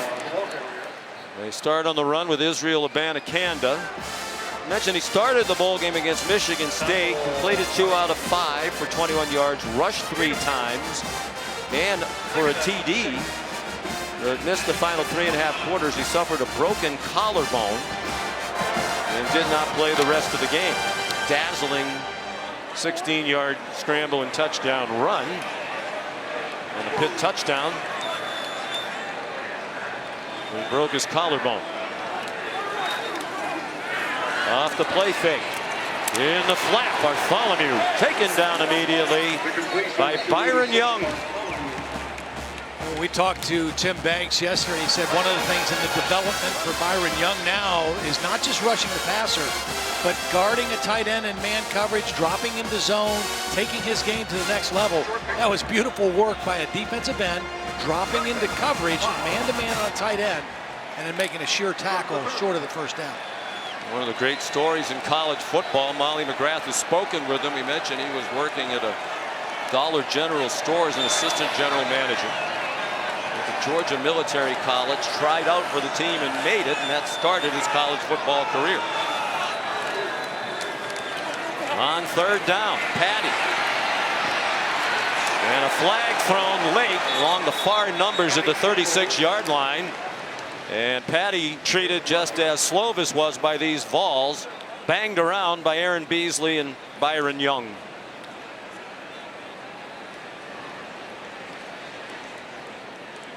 Well, Patty, I think, just his skill set. During the run, holding, defense.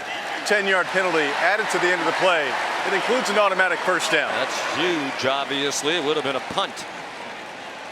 I think that's part of the reason why Patty had to pull the ball down and try to run, was because of the penalty. But Patty has got more mobility and running ability than Keaton Slovis. But with Slovis out of the game now and back in the locker room, you wonder how much Frank Cignetti Jr. wants to put his quarterback in harm's way. I mean, just drop him back and throw has been harm's way for Keaton Slovis so far in this ball game.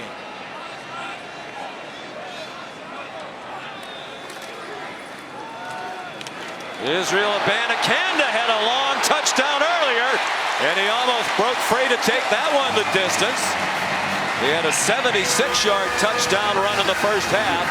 This one goes for 25. Well, Carter Johnson, the tight end, got to watch. Watch Carter Warren. Watch Warren, number 77, with a big block.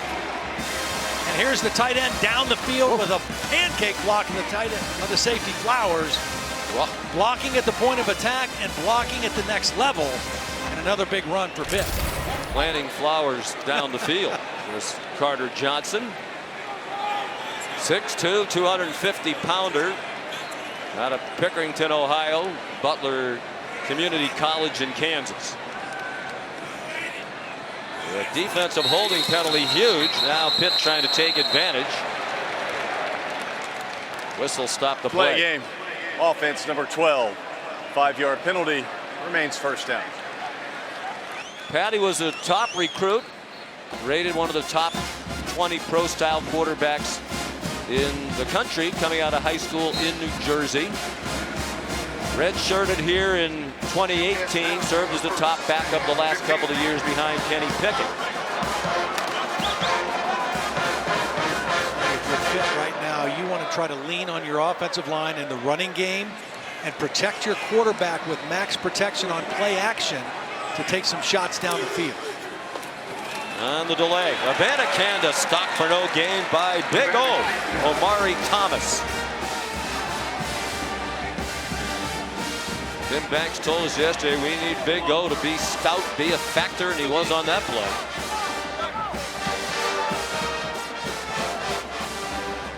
High school teammate of Jabari Small, the fine Tennessee running back. And Briarcrest in Tennessee. Nick Patty here, you're just thinking about getting some of that yardage back. Give yourself a reasonable chance on third down, second down and 15 here. Don't have to get it all with one play. He fires good, throw short of a first down by about 4 yards. Jared Wayne thrown back by Kamal Haddon. And a big third down here. I like what Jared Wayne does. Runs his route, pushes the defender, shows the quarterback his numbers, and then makes a secure catch coming back to the football, and just what they needed. Now you've got a chance on third down. In this distance, you got a run-pass option here on third down, and Pat Narduzzi may even be thinking 2 plays here to get the first down. They are in field goal range. They have a new kicker this year. They have confidence in him. He was a highly recruited kicker out of high school. Patty throws it away. Dominic Bailey, the latest to bring pressure. He's a backup defensive end. Ruling is the quarterback was outside the pocket. The pass let it be on the line of scrimmage. Incomplete pass. 4th down. Here's Ben Sauls, redshirt sophomore. Highly recruited kicker, ranked in the top 20 by the kicking services, coming out of high school in Tip City, Ohio, but lost the battle last year to Sam Scarton. It was a walk-on. Scarton made 17 out of 21 last year. But they had a battle again in the offseason. Sauls won it this time. He's 2 for 2 this year. 1 for 1 today. That one is nowhere near the uprights. Wide left, very wide left from 46 yards. You're watching ESPN College Football on ABC, presented by Arby's.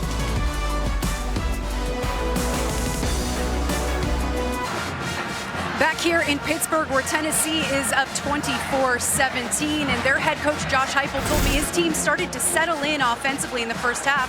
Once they connected on some big passing plays, it gave a little more confidence to their quarterback Hendon Hooker, and they got some more momentum. And he said his receivers need to continue to win those one-on-one matchups. He stressed that, and he said this game is going to come down to that pitch and catch all night. It's going to come down to our wide receivers at the end of this game. Well, they pitch and catch Hendon Hooker to Jalen Hyatt for a gain of 9 on first down. Hendo Cinco out wide again. Late flag thrown. If the play stands, it's a first down for Jalen Hyatt. Pass was caught behind the line of scrimmage. Therefore, there is no pass interference. Result of the play is a first down. Tennessee will keep challenging you with these wide, quick throws to the wideouts against man coverage. You got a single blocker out there, and if you break a tackle, this short throw can turn into something big, and then you can set up something else. Hooker is taken down. Brandon George, backup linebacker. You made the point at the half, Todd. They had 5 sacks against Tennessee last year. This is just their second today. Yeah, a little stunt. The linebackers cross. Brandon George gets in there unblocked. They had a tight end and a back in there to help protect, and neither one of them saw Brandon George. The previous 3 seasons, Pitt with more sacks than any team in the country. A flag down, another flag, 4 flags down as Brew McCoy made his way to the 45 of Pitt for a first down if it stands. But 4 officials at least threw their flags. Yeah, it's got to be offensive pass interference. Offense, number 88.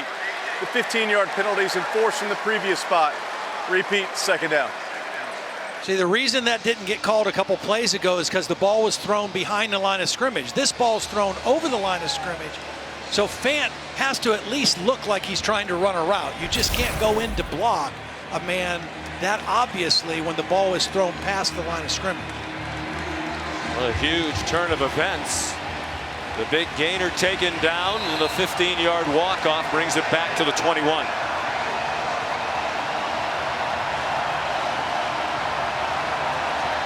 Pitt fans trying to get back into it. They had a 10-0 lead. Twice led by 10 in the first half. Tennessee took the lead late in the half and still has it. Hooker got hit hard. His pass errant. Diving attempt for the interception by Devonshire. It was Haba Baldonado, 5th-year senior, who had 2 sacks last year at Tennessee, who blasted Hooker. Baldonado's in a stand-up linebacker position on that play and had a straight shot to the quarterback. Pitt defense all of a sudden now starting to get home a little bit with that pass rush. 3 receivers to the short side, to Hooker's right in a bunch, and they throw it in that direction. Nobody blocking. It didn't matter. It was thrown behind the line of scrimmage to Cedric Tillman. Got some good yardage, but way short of the line to make, which is the 48-yard line of Pitt. So Paxton Brooks will come on to punt for Tennessee.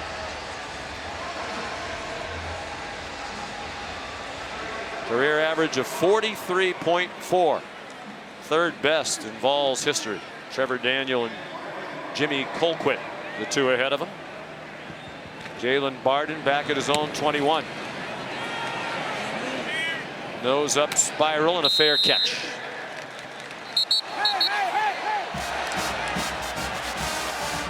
A little contact at the end of the play, and now some woofing as well. The officials step in.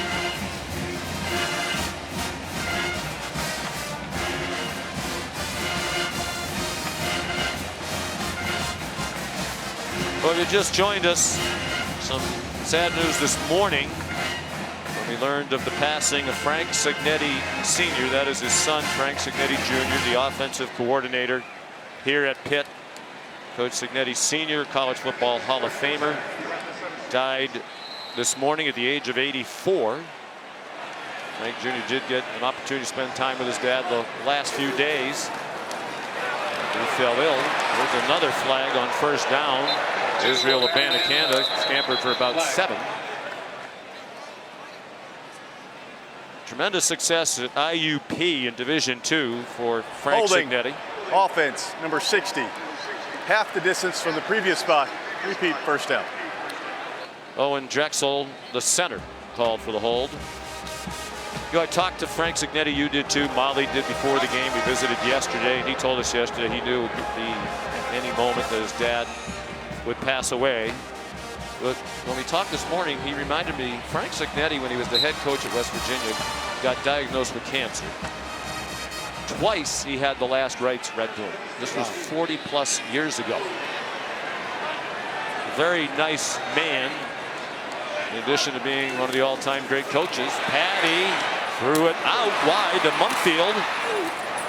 And you mentioned it earlier, Frank Jr. came back to Pittsburgh. This is his third stint on the staff here at Pitt, in large part because he wanted to be close to his parents. His 2 sisters live here. His mom, Marlene, is alive and living here in Pittsburgh. So it's wonderful that he's been here to support his mom and sisters through this. Brother Kurt, of course, the head coach at James Madison. And as he told us, and this is true, Pittsburghers love Pittsburgh. So, I mean, for him to have the opportunity to come back home was too good to pass up. First stint at Pitt for Frank Jr. was with the great Mike Gottfried, the graduate assistant. The 3/4 throw. And Jared Wayne, the intended receiver, it's incomplete. It'll be 3rd down and 14. Kurt Cignetti coaching his team today against Norfolk State.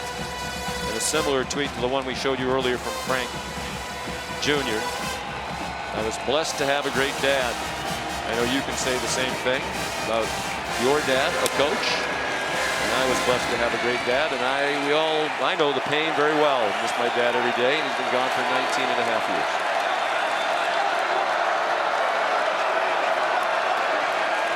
Third down and 14. Patty throws off the hands of Mumfield and almost intercepted again. Trayvon Flowers had a shot at it. Well, Sean, Frank Cignetti Jr. said before the game there was no question about whether or not he'd coach today, saying, my dad would want me to coach and keep my promise to these players. And Cignetti learned the news of his father's passing at 11:11, which he thought was significant.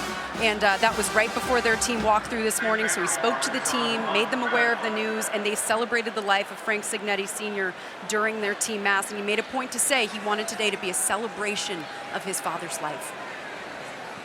It wasn't lost on Frank Jr. that his first game back here at Pitt this stint was in the backyard brawl. His dad and former head coach at West Virginia. Vanderhaar punt, no fair catch.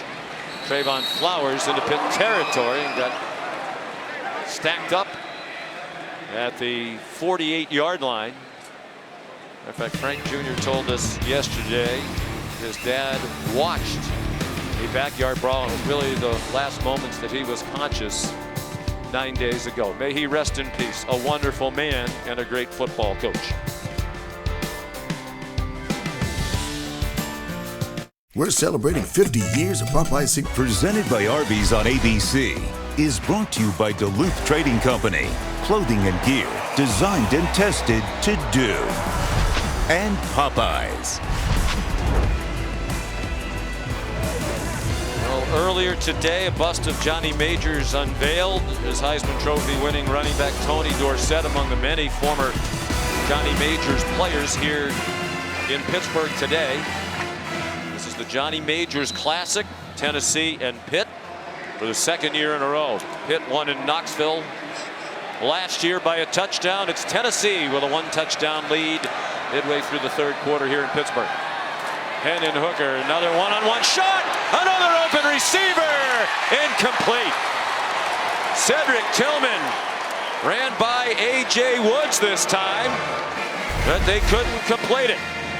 Yeah, he got the separation right there. He's got the space. It's a well-thrown ball. He just isn't able to make the catch. I don't think A.J. Wood's got a hand on the football, but maybe just the hands around the face and the body enough to distract Tillman from pulling the football in. They connected. There's a whistle here and a flag. They connected for 10 touchdown passes last year. False start. Offense. Number 15 never came set. 5-yard penalty. Second down. Remember, last year in this ball game, he only had 1 catch for 20 yards. He's been targeted 14 times today by Hendon Hooker. 7 catches, 126 yards, and he almost had another one right there. He's had a very interesting career, Cedric Tillman. First 3 years in Knoxville, he had a total of 8 catches. And then last year with the new offense, and Coach Heupel believed in him, 64 catches. They tried the pop pass over the middle to Jacob Warren again. Worked in the first half, not that time. Another 3rd down and long.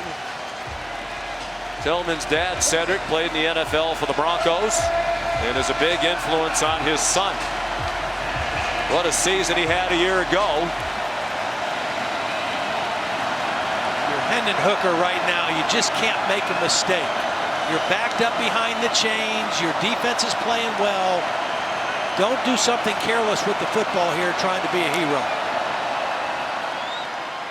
They screen it out to Jalen Hyatt, and he's dumped after a gain of 1 or 2 by Bengali Kamara. You know, Josh Heupel and his teams are probably not used to playing a field position game, but look, you got to do what you got to do to win, right? They got a chance to really flip the field, pin Pittsburgh back with their backup quarterback, who hasn't really gotten into a groove yet in Nick Patty. Sometimes you got to play that game. Right now your defense is playing well. Hope your special teams can come up with a nice punt situation here and make Pitt go the long field. 5th punt for Brooks, and it's blocked. Blocked by Pittsburgh. And scooped up and out of bounds. They were close on 2 of them in the first half. This time they get it. Number 22 is the guy who got in there and got it. P.J. O'Brien. P.J. O'Brien. The backup safety. Clean shot to the ball. Laid out. And again, you've got to go for where the ball's coming off the foot, not at the leg of the punter. Perfect place to be. And Pitt gets the break. Tennessee's in position to pin Pittsburgh back with a good punt. And Pittsburgh completely flips the field and changes the momentum of the game, thanks to P.J. O'Brien. Primarily a special teams player, the sophomore out of Pompano Beach, Florida. Last year it was a Tennessee block of a Pittsburgh punt on the first Pitt possession of the game. Here's Abanikanda spinning but going nowhere. Sent back by Aaron Beasley. Pittsburgh trying to go with a bigger formation, have an extra offensive lineman in there, number 61, Ryan Jacoby. He's coming out on this play, but first down he was out there. We saw a lot of that heavy formation a week ago against West Virginia, not as much in the ball game tonight. Does it seem to you that Paxton Barnes is Brooks rather is a little slow getting the punts off? And we were surprised when all he was trying to do was get it off at the end of the half that he took as long as he did. Nick Patty play fake slant incomplete, intended for Jared Wayne. It'll be 3rd down and 9.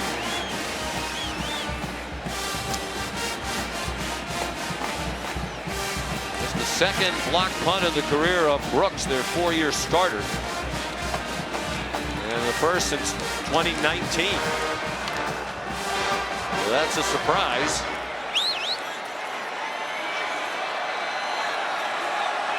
Can Pittsburgh capitalize? They were down deep earlier in this quarter and missed a 46-yard field goal.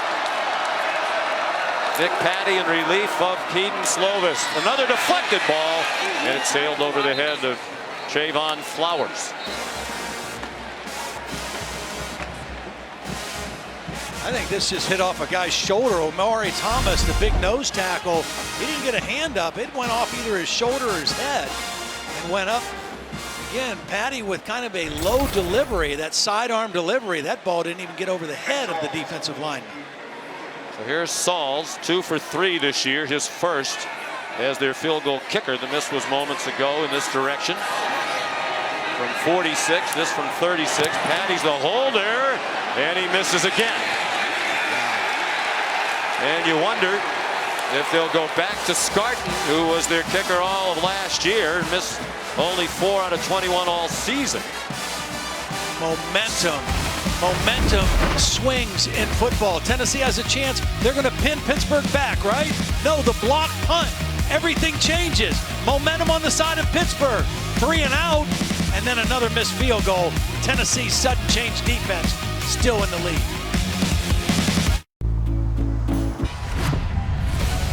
This is the ACC on ESPN as we welcome you back to ESPN College Football on ABC, presented by Arby's. Panthers, the ACC champions a year ago, hosting Tennessee out of the SEC. Hendon Hooker on target to the 30-yard line for a first down. Jalen Hyatt the catch. Marquez Williams the tackle for Pittsburgh.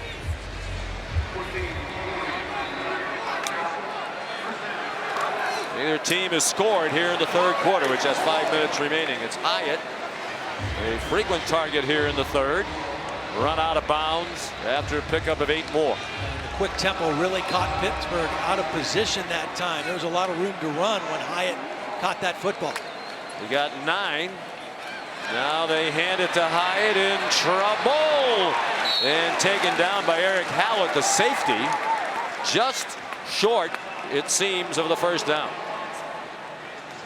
You know, Sean, with Keaton Slovis out of the game for Pitt and their offense, I really think if Pitt's going to win this football game, their defense is going to have to do it. They have not forced a turnover yet. That was a big key last year when they won. Jalen Wright has the first down. And Pitt saying the ball's out, and they have it. Eric Hallett came away with the ball. The official from the far sideline ruling the runner down. But the Pitt defenders continue to plead their case. Tennessee has not turned it over today. Last year, Pittsburgh forced 3 turnovers. Really on the field as the runner was down. It results in a first down, Tennessee.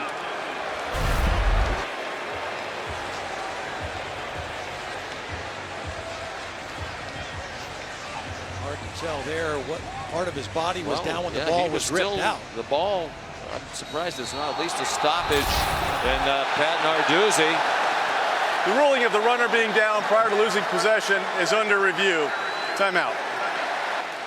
Pat Narduzzi was watching another replay on the big screen. He's convinced this time it's going to go his way. It was Tyler Wiltz who ripped the ball out.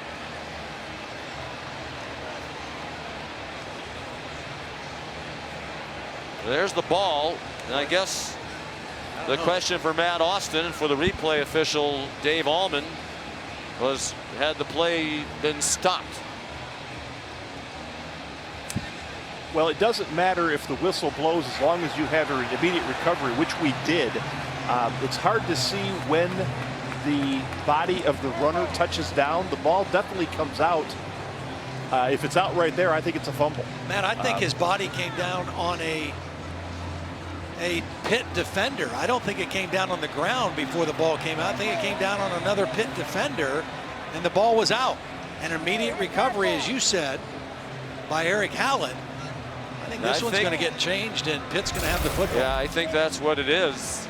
It looked like he was still up. Play had not been stopped. He was still fighting for yardage. And the ball was ripped out by Wiltz and recovered out of the air by Eric Hallett. And again, Sean, the reason this is so critical for Pitt if they get this turnover is, you know, Pitt's offense right now with the people they have on the field, they're not going to go 80, 90 After video yards review, against Tennessee. Possession was lost prior to being down. The ball was recovered by Pitt. It'll be first down at the 44-yard line. So the Panthers need a short field, and that's what their defense gave them right now. And so now is when Nick Patty has to stay ahead of the chains, positive plays, and try to get his team in the end zone for a tying touchdown. thanks to your defense, you're on the Tennessee side of the 50-yard line right now to begin. Well, the defense gets the ball back. First Tennessee turnover of the game. It has turned it over twice, leading to 10 Tennessee points. Gavin Bartholomew, Jared Wayne. Those are the two guys that need to step up and make some plays. Tight formation. Tennessee loaded up on it against the run. And they stopped Abanikanda for a 3-yard gain. It's pretty obvious, and you knew it would happen. It's hard to replace Jordan Addison, the Biletnikoff Award winner who transferred from Pitt to USC. But it looks like they're still searching to find some playmakers at the wide receiver position. Well, you know, outside of Jared Wayne, the other two guys that we've seen today are both transfers, so they're still kind of getting used to playing at Pitt, playing in this system. And it's going to take a little more growth in game situations. On second down, Abanikanda could not turn the corner. He's short of the first down. Stopped by Kamal Haddon. At the 37, they need the 34. A big 3rd down and 3. I'm pretty certain, Todd, they wouldn't try another field goal from here at least. The substitution, Bartholomew out on this 3rd down, playing the extra defensive lineman, Ryan Jacoby, 61 in the game. They still have Carter Johnson, the tight end, in number 8, but an extra offensive lineman in the game as well in Jacoby. Abanikanda, the running back. Well, without their power back, but Hammond not available today. It doesn't matter that time for Abanikanda, as he's powerful enough to move the chains. First down, Pittsburgh at the Tennessee 33. Ryan Jacoby is a guy that's pretty versatile, pretty athletic. They line him up kind of like an H-back, and he's actually the lead blocker here. Watch him get in here. They pull the backside guard, Marcus Minor, around. Abanikanda gets the first down and a new set of downs for Pitt. Good time for play action pass here on first down. Ryan Jacoby's another transfer. He's from Ohio State. Abanikanda flattened at the line of scrimmage. Well played by Roman Harrison, who's done a number of big plays.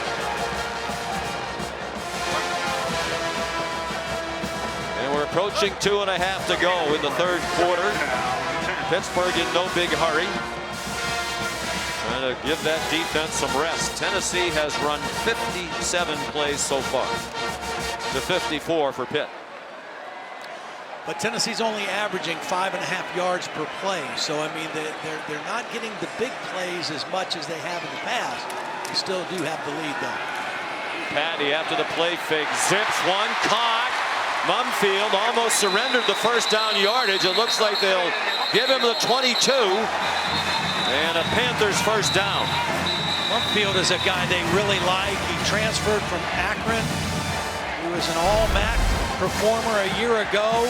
Feel like he can run all the routes on the route tree. That time he makes a nice catch. The runner was down for the first down. Making the line of game, first down. Not sure Josh Heupel likes that call. Well, Mumfield was their leading receiver for the Zips last year. 63 catches, 3 100-yard receiving games. They think he has speed. They really haven't been able to stretch anything deep today. Under 2 to go in the 3rd quarter. Abanikanda got belted a couple of yards short of the first down. Jalen McCullough flying in like a missile to chop him down after a gain of 8. Really nice teamwork by the left side of the offensive line. Little inside zone run that time. Good exchange by the left guard, the left tackle. They're kind of flexing their muscles a little bit. Again, extra offensive lineman in the ball game right now.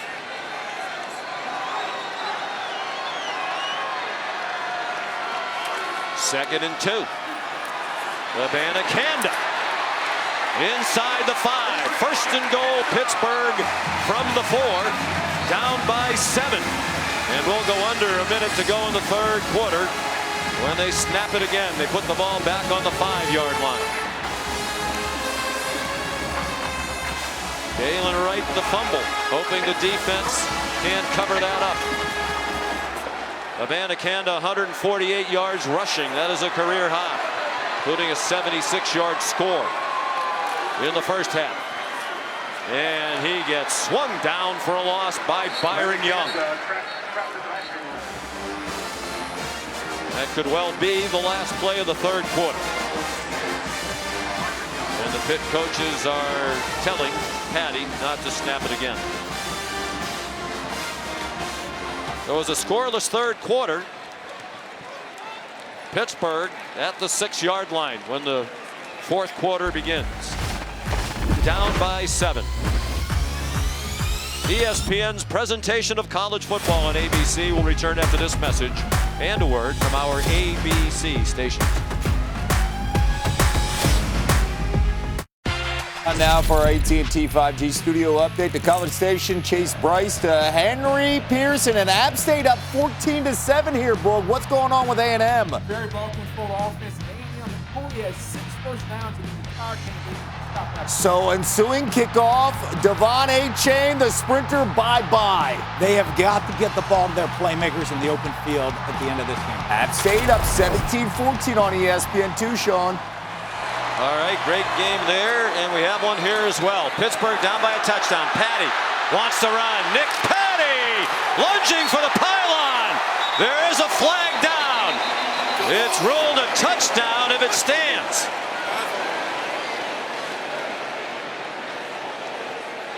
It's interesting. He wanted to throw to Gavin Bartholomew first. He wasn't there, and then Bartholomew turned into a blocker, and I think that might have been where the hold came from on 86. During the run, holding, offense, number 5. 10-yard penalty from the spot of the foul. Repeat, second down. Bartholomew was the primary receiver. Jared Wayne's just out there blocking him. He's not even looking for a throw. Wow. Right there at the end. There's the end. It wasn't a foul until the end, as the defender was trying to get to the ball carrier. That's where the penalty occurred. So Clearly much a penalty, wipes out a touchdown. Puts them back on the 11-yard line. 2nd and goal. Opening seconds of the fourth quarter. Pittsburgh twice led by 10. Now down by 7. Patty sets, throws, diving attempt incomplete. Kanade Mumfield and Jalen McCullough in coverage. Pretty good place for the ball. Really the only spot he could put it. Mumfield just not able to secure it. That penalty was huge because now you're 3rd and goal from the 11. I mean, the field shrinks for Nick Patty right here. The defense doesn't have to guard vertical distance. They can squeeze on pass routes. Interesting if they get some, but not all of the yardage into the end zone. They would try a field goal after 2 misses in this half. Patty sacked! Back at the 17. Byron Young leading the way for Tennessee. And now Patty, who came on at the half after Keaton Slovis, their starter, could not continue into the second half with an undisclosed injury, as he was hit time and time again in the first half. It's Patty who's not getting up. Byron Young came underneath Carter Warren, and you can see that left leg get kind of twisted back in an unusual way on that sack. Nate Yarnell is the number 3 quarterback listed.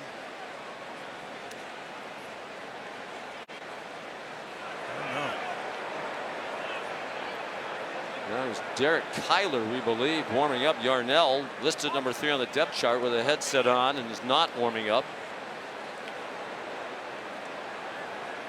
Boy, do you put a new quarterback and a 3rd-team quarterback in to run a 4th down and goal play here, or do you try to kick a field goal? I think you have to kick a field goal. I do too. I just think you do. It's too hard of a situation for a starting quarterback on 4th and goal.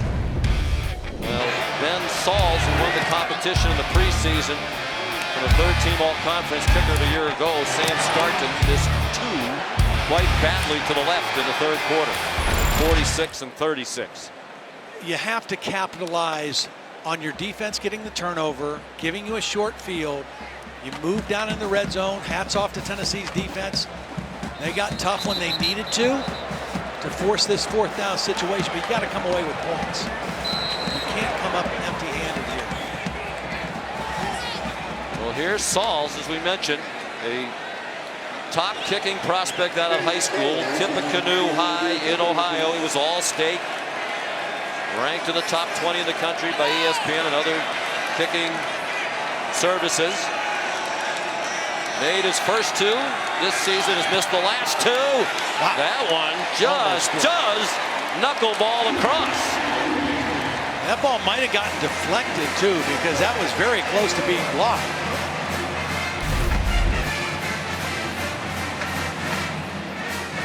It was Warren Burrell, we believe, who might have gotten a hand on that. It just did get across the crossbar from 35 yards. Just the way the ball was traveling, it looks like he got a hand on it, but there was enough to get it over the crossbar. 3 points for Pittsburgh. But an excellent job done by the defense for Tennessee again. And it's early in the year, Todd, but they're looking for improvement on defense in Knoxville. Looks like it's a better unit this year. This season, All-State will celebrate every field goal and extra point made by participating universities by making a donation to the university's General Scholarship Fund. We thank All-State again. We've been doing this and donated millions since 2005. So Sauls, who was their kickoff man last year, will kick off again. Jimmy Holiday back deep. It's a really important possession for Tennessee and Hendon Hooker. Only 49 yards of offense in that 3rd quarter. Neither team scored in the 3rd quarter. But for Tennessee, who had kind of taken control in the 2nd quarter, Pitt's defense kind of had the better of them in that 3rd quarter. So I think this is a big response situation, response drive for Hendon Hooker and the Tennessee offense. Nick Patty on his feet and walking without the noticeable limp on the Pitt sideline, so that's good news for them.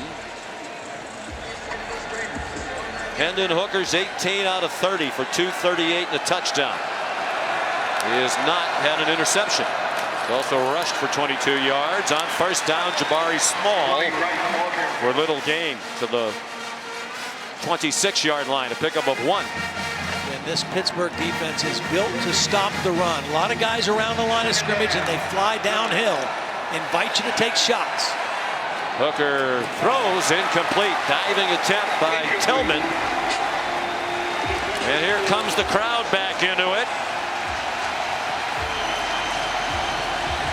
They have gotten their momentum here, and this is where they're tough on 3rd down. They put a lot of guys around the line of scrimmage.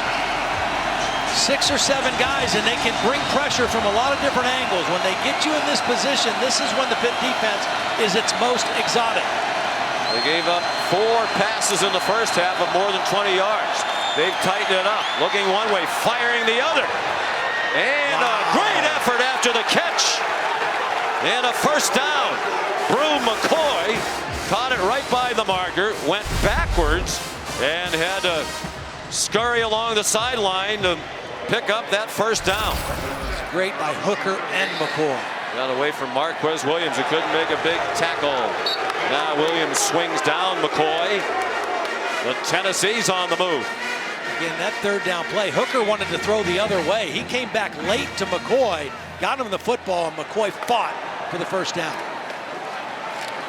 Up the middle, Jabari Small has a 1st down, tackled by Bengali Kamara. Good time for a chance to shoot one down the field here. Possibly your slot working on a safety. Hooker, run fake, catch made into Pitt territory to the 43-yard line. They started that play from the Pitt 49. It was Eric Hallett who made the play on Jalen Hyatt. That's Tyler Bentley down again for the 2nd time in the ball game. He went out earlier in the first half, came back to play. Of course, Devin Danielson has not returned to action. And they played all day without their standout defensive end, Deslin Alexander.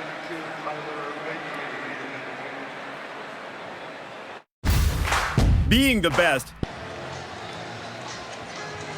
Aerial coverage provided by Goodyear, celebrating the challenge of road games everywhere. Are you ready for the road?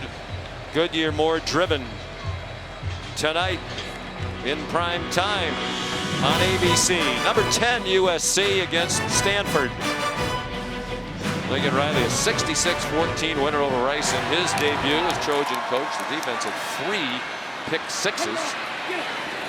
Quick pass, the run after the catch for Hyatt gives them a first down. That's 8 catches for Jalen Hyatt, a career high. Previous was 5 last year against Georgia. Like this trio of receivers that Tennessee has right now. Small trying to bounce outside. Managed to get away from the first tackler and turned it into a gain of 1. Tyler Wilkes had him by the jersey but couldn't yank him down. And finally Eric Halleck got Small on the ground. But Baldonado a little slow to get up. They're going to make him come out of the game.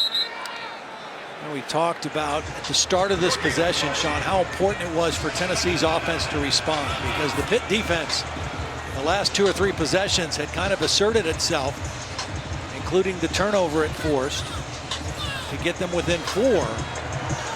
But Tennessee behind Hendon Hooker has had a lot of poise on this drive. He's been sharp. They've moved the ball into Pitt territory. Now with a 2nd and 10 situation with 11:50 left in the ball game.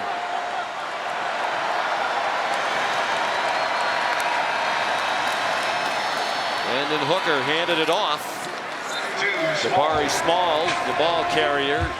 Hooker with 1 touchdown pass today. That's 14 straight games with a TD pass. 2nd longest such streak in Tennessee history. Heath Schuler threw a touchdown in 18 games in a row.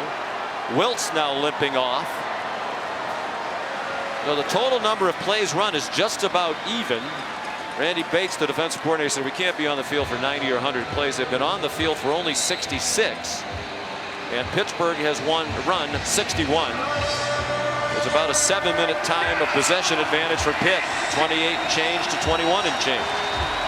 And again, 3rd down, a critical situation. We're not seeing Tennessee going fast. They're all looking to the sideline. They want to get the right play called in this critical situation to see if they can convert. On the fringe of field goal range, Small stacked up. Perhaps a yard, and that's all. And now a decision for Josh Heupel to make. Solomon DeShields leading that defensive surge for the Panthers. And they're going to run another play. McGrath has a career long of 52. Their field goal kicker. No thought of that whatsoever. 4th down and 6. On 3rd down, I think they thought they'd fool Pitt with the run. Got to believe Hendon Hooker's going to have to throw the football in this 4th down play. 2 receivers to either side. Small, the running back. Small stayed in the block. The pass for Tillman. Diving catch. And he made it with Devonshire draped all over him. In fact, it looked like when the ball was in the air, he might have been holding Tillman, who caught it nonetheless. 8 yards and a first down. From the 25. Up by 4. Hooker took it down. Throws into single coverage, out of bounds. Not catchable for Ramel Keaton. The Richard battle in coverage. We saw on that 4th down play conversion the advantage of the big body of Cedric Tillman working on Devonshire. This part of the field too, you got the big bodies you can run the fade route to, the jump ball type throws. Give those guys a chance. Your big receivers, Tillman and Brew McCoy, working against smaller defenders. 3 receivers left, the rest of it a tight formation. Hooker after the play fake. The slant off the hands of Tillman. The 1,000-yard receiver last year, the first for Tennessee since Justin Hunter. In 2012, he's had a couple they couldn't quite take in today. That was a catchable ball, but Hendon Hooker could have helped him by not throwing it too far out in front of him as well. Get that right in his body where he can catch it and turn upfield. 17 targets, 10 more than the next most, Jalen Hyatt. Flag down, and they stop the play for a procedure penalty against the Vols. Prior to the snap, false start, offense, number 87, 5-yard penalty, remains 3rd down. Jacob Warren. You know, you think, okay, that's not a critical penalty, right? 5 yards, but the difference between play calling for 3rd and 10 and 3rd and 15, this part of the field, it's huge for Josh Heupel and Alex Golich. And again, Hendon Hooker, it needs to be smart with the football here. You've got the lead. Tough to get everything back with 3rd and 15. Now, if you get press coverage and you get single like you might have right here, you maybe take a shot. Pitt bringing pressure up the middle. Savassier Dennis, and they sack it. Back at the 34-yard line. It was Dennis, the middle linebacker, coming right up the middle. A well-timed blitz by Randy Bates. And good coverage downfield as well. The safety made it look like it was going to be single. Watch Brandon Hill. He's going to go over the top and help on the coverage. And Hendon Hooker doesn't have anywhere to go with the football. Tillman falls down, and then down goes Hendon Hooker as well. And they're going to punt. At least it seems for the moment. Or is it a field goal? No, it's Chase McGrath, the field goal team on the field. His career long, as we mentioned, is 52. That was at USC against BYU. His longest last year for Tennessee, his longest as a Vol, 48. And that was in the loss to Pitt. This would be 51 yards. Plenty of leg, and it is good. No doubter. Chase McGrath with Brooks, the punter, with the perfect hold. His longest field goal in 2 seasons as a Tennessee Vol, and a 7-point lead for Coach Heupel and the Vols. College football on ABC is presented by Arby's. Arby's, we have the meats. We're back in Pittsburgh. Here's a look at today's college football rankings, brought to you by Goodyear, Alabama. Texas won on a last-second field goal. Georgia shut out Samford. Ohio State cruised against Arkansas State. Clemson a winner. Michigan will roll against Hawaii tonight for sure. The big news going on at the moment is Texas A&M in trouble at home against Appalachian State. Hey, you wondered if App State used up all their magic last week in that heartbreaking loss at home to North Carolina. Completely different game today in College Station. Here's Israel Abanikanda, stopped at the 16-yard line. Well covered again by Tennessee. So solid on special teams. Here's Kevin Nagandi. Sean, you guys mentioned that ESPN2 game right now is Appalachian State just 47 seconds away from knocking off number 6 Texas A&M. Meanwhile, Illinois, that game over on ESPNU, and Anthony Richardson, top of the hour. Florida hosting Kentucky, coming off that monumental major victory against Utah to start the season. And USC, Caleb Williams on the road at the Farm against Stanford. That game on ABC later on tonight. Back to you. Nice debut as a Trojan for Williams. 19 out of 22 last week against Rice. The 1st and 10 Pitt, down by a touchdown. Previous play is 8:52 under to video go. review for a potential targeting call.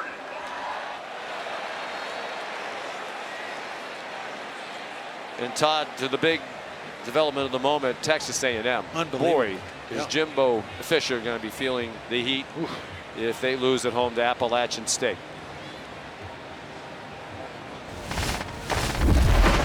Let's see if we can sort out what they're looking for in terms of targeting here. Oh, there it is. Jordan Thomas. He led with the crown of his helmet. That's target. He's not a defenseless player. Can't lead with the crown.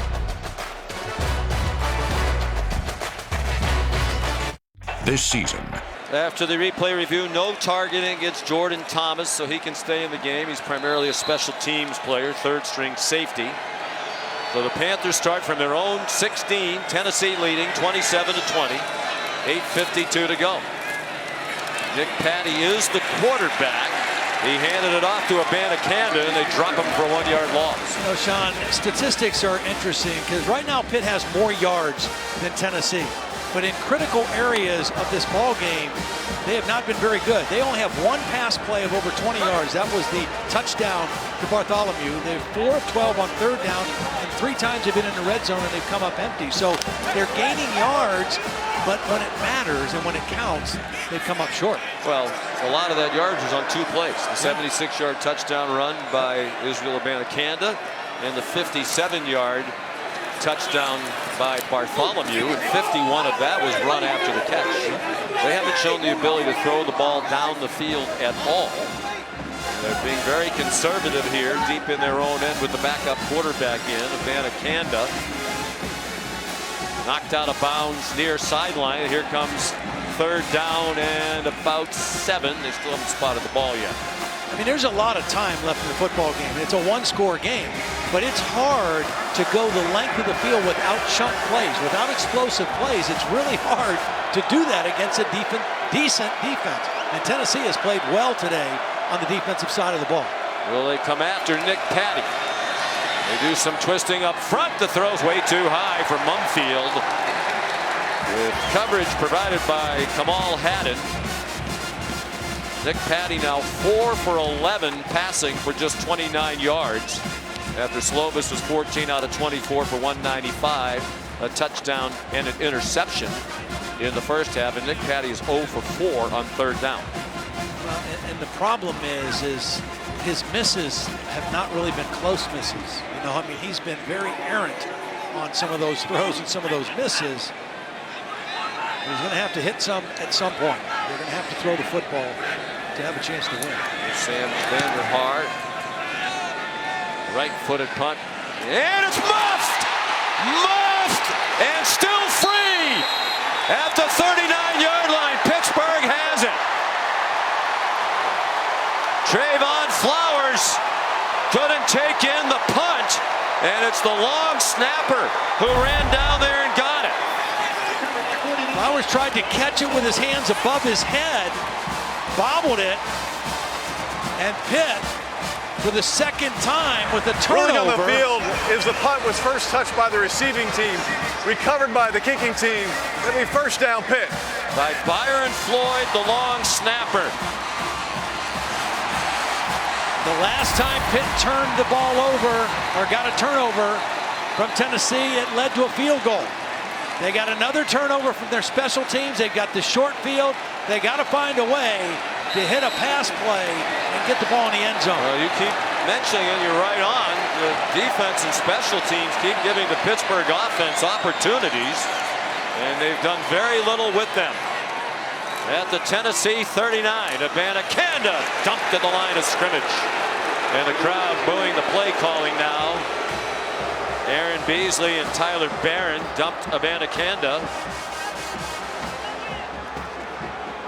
Tennessee right now, I mean, they are ganging up on the line of scrimmage.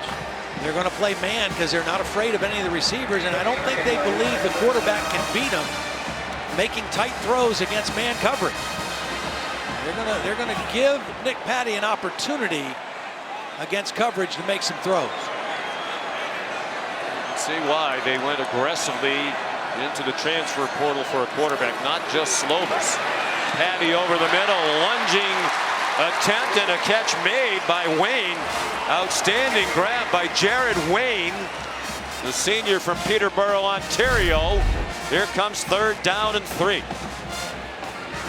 And I would think down by a touchdown, 6.5 to go, Todd. This is 4 down country. Well, yeah, because I don't know if Pitt knows if they're going to get back in this part of the field again. I mean, their defenses and special teams have given them the opportunity. They've got to capitalize on this drive, and they got to be thinking 2 plays to pick up this first down right here.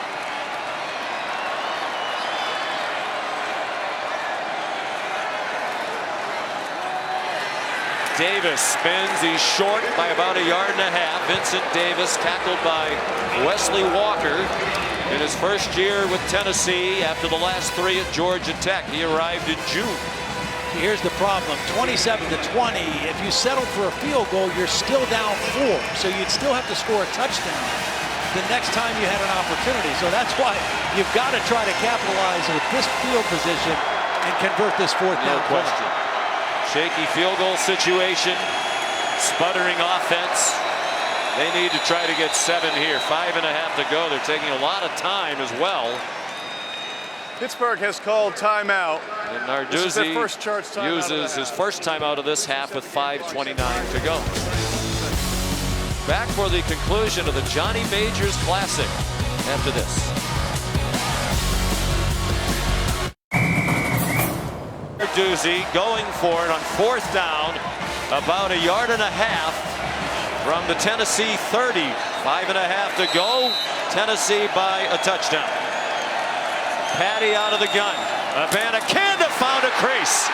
Israel Abanikanda almost broke it. He got knocked down at the 20. It's been a career day for Abanikanda, but the recent results weren't very good. His previous 5 runs went for a total of -3. Really nice job by the right guard, Cradle, number 53 in the center, Drexel. Big conversion for Pitt. 10-yard gain, nowhere to go that time. Great penetration by the Vols to drop Abanikanda for a loss. Now what's the difference, you say, between the 4th down run and that run? Tennessee thinking run all the way on that play.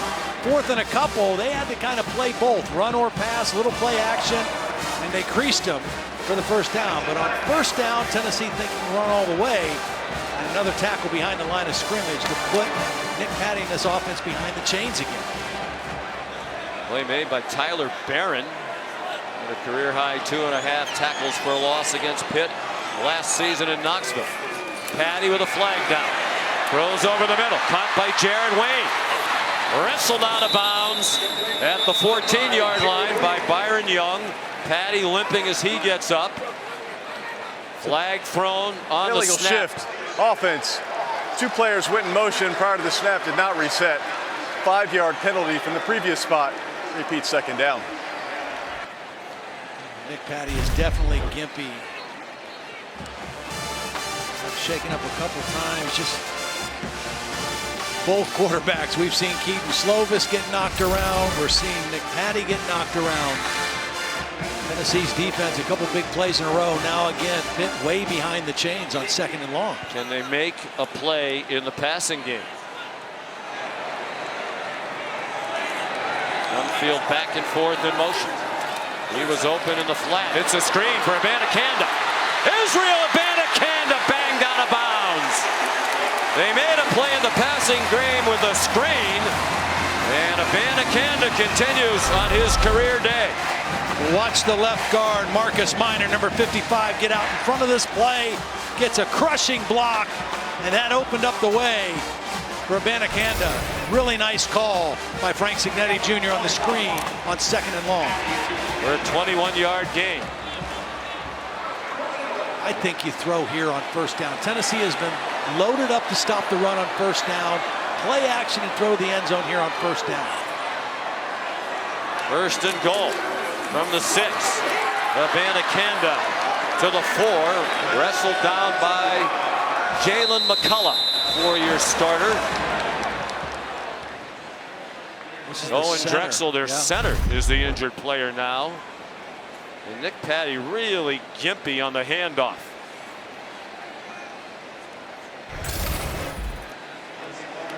It's Drexel, 5th-year senior center. 2nd-year starter down on the ground. It's from Montclair, New Jersey. Terrence Moore is his backup. Well, and they're doing a good thing. Nick Patty getting some snaps right now from Terrence Moore, because the worst thing that can happen right now is a bobbled exchange between quarterback and center. Get a backup center in, get some snaps. He's going to be a little bit nervous, and what his blocking assignments are. First things first, and that is get the snap. Whether it's shotgun or under the center, first thing you got to do is secure the snap. Drexel still down. You wonder what it's like for Frank Signetti Jr. right now. We've mentioned it a couple times. His dad, the Hall of Fame football coach, Frank Signetti Sr., passed away this morning. Frank Signetti Jr. said there was never a question that he would call the plays today, but he has a very heavy heart. He and his dad were extremely close. And now he's trying to call plays without his full arsenal, without his starting quarterback, without really any threat of a passing game, or very little. He's in a difficult spot here calling plays, and somehow they've worked their way down to the 4-yard line. will step aside. 3:19 to go. 7-point lead for Tennessee.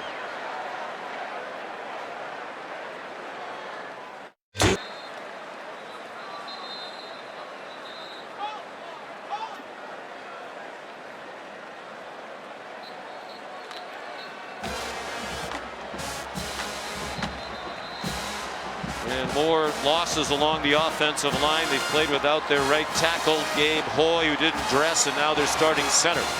Owen Drexel helped off. 3:19 to go. 2nd and goal from the 4. Terrence Moore, the backup center, is in. Daniel Carter lines up as a fullback in front of a Banacanda. 7 offensive linemen in. Trying to power their way in. Nothing doing. Trayvon Flowers up along the line of scrimmage at the bottom of that pile. Jeremy Banks in there again. 3rd down and goal from the 4. Most certainly 4 down territory now.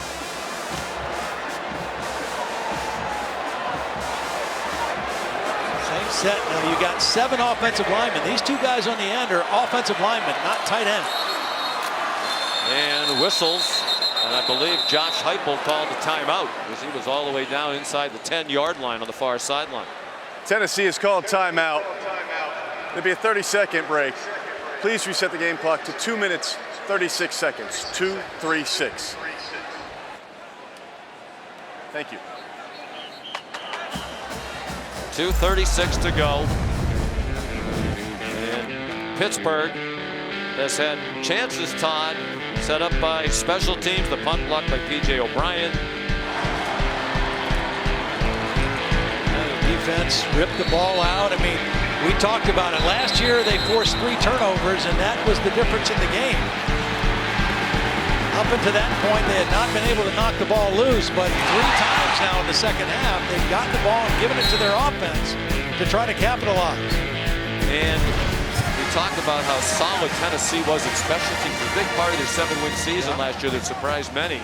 But some critical mistakes there, allowing a punt block. Trayvon Flowers, not the most experienced punt returner with the muff. This is interesting now. Pitt is still in a 7 offensive lineman set. That doesn't mean you can't throw the football. The play action fake if you wanted to out of this. That's what it is. Patty throws it to the back of the end zone over the head of Bartholomew, who was double covered. See, the problem is with that formation, you have 2 eligible receivers. The back out of the backfield and the tight end Bartholomew. But when you wait till 3rd down to do that, Tennessee's thinking pass. You know, if you do that on 1st down, they're not as inclined to maybe think pass, but they were ready for it on 3rd, had both guys covered. Now a more traditional formation here on another 4th down play. Shauna, was a 4th and goal stop by the Pitt defense last year that really changed the game. A 4th and 1 from the 3. This game is mirrored last year's in a lot of ways. Yep.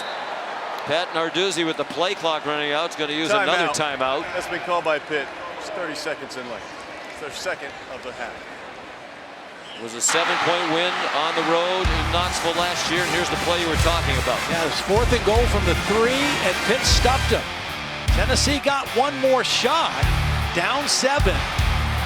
Hendon Hooker was intercepted on their last possession, but the last 2 possessions for Tennessee, they had a chance to tie it, similar to Pitt right now, but a 4th down stop and an interception sealed the victory for Pittsburgh. There's 7 minutes to go in the game. Pitt up by 7, 4th down and 1 on the 3, and Jalen Wright got stuffed to seal the 7-point win. Boy, it feels like for these Pitt fans, every inch gained on offense is a struggle. Without Slovis, without a couple of their starting offensive linemen now with the backup quarterback in, without playmakers who have really emerged at wide receiver. Can they find a way from the 4? The ball game down to this. Patty under pressure, back of the end zone, touchdown, Jared Wayne.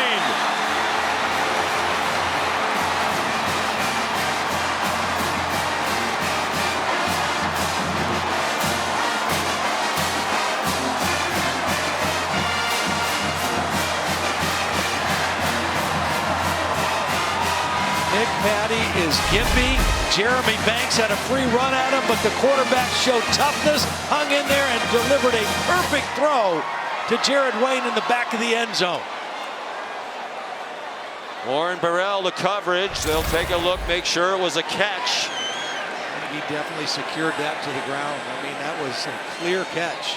And now, assuming it stands, the Really pressure on is under video Ben review. Sauls.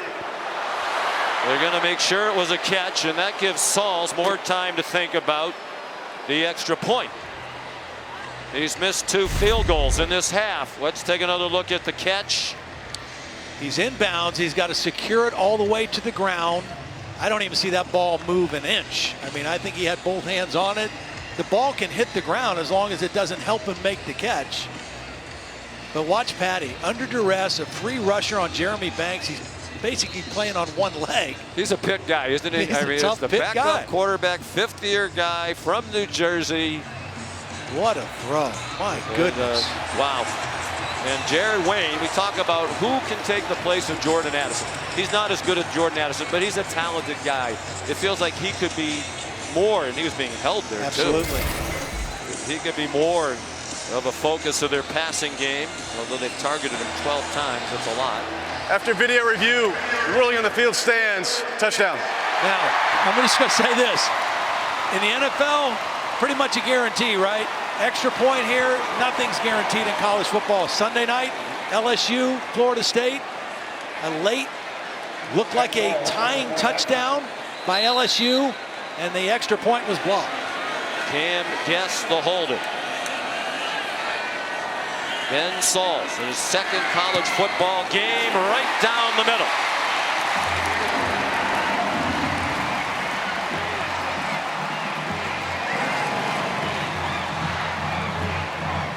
A gritty performance by Patty. Clearly, he's playing largely on one leg. What a throw. Career backup here. Understudy to Kenny Pickett. Obviously, they felt like they needed a different starter to take Pickett's place. Brought in Keaton Slovis with Patty, the backup. They haven't done a lot in this half. But he's now 7 for 15 for 61 and a huge touchdown on 4th and goal. Well, if you're Tennessee now and Josh Heupel, Hendon Hooker, 2 minutes and 23 seconds, you've got 2 timeouts, and all you need is a field goal.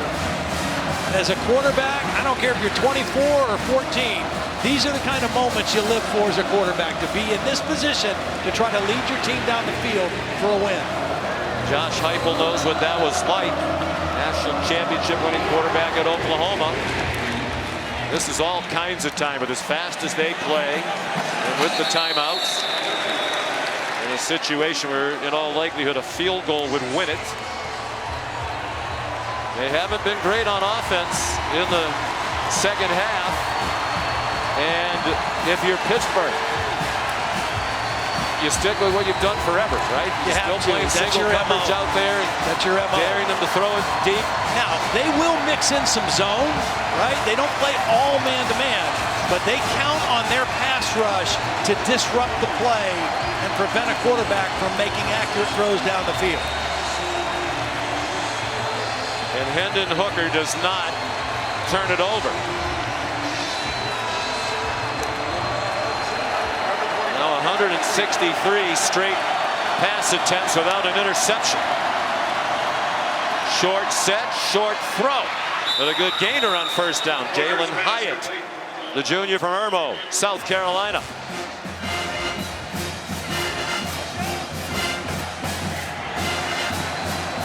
They're at the 33. If you're Hendon Hooker, what you can't do right here, you mentioned not throwing an interception. You can't take a sack either. You can't get behind the chains against this Pitt pass rush and get into a 3rd and long. You have to stay in manageable down and distance, and you can't take a sack. Need to get around the 35-yard line for Chase McGrath, who just kicked his longest field goal as a ball. And they're wearing out that short right flat. Jalen Hyatt again. Again, still plenty of time. 1:53, 2 timeouts. Pitt's playing a little soft coverage, giving them that throw to the slot. Tennessee just taking it. And a loss on the play.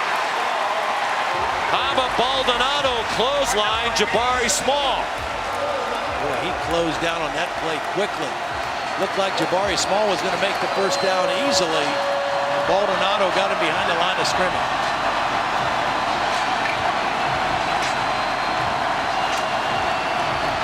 59,000 plus, 59,785, making plenty of noise. Most of the fans around this stadium on their feet. 3rd and 5 in a tie game. 1:17 to go.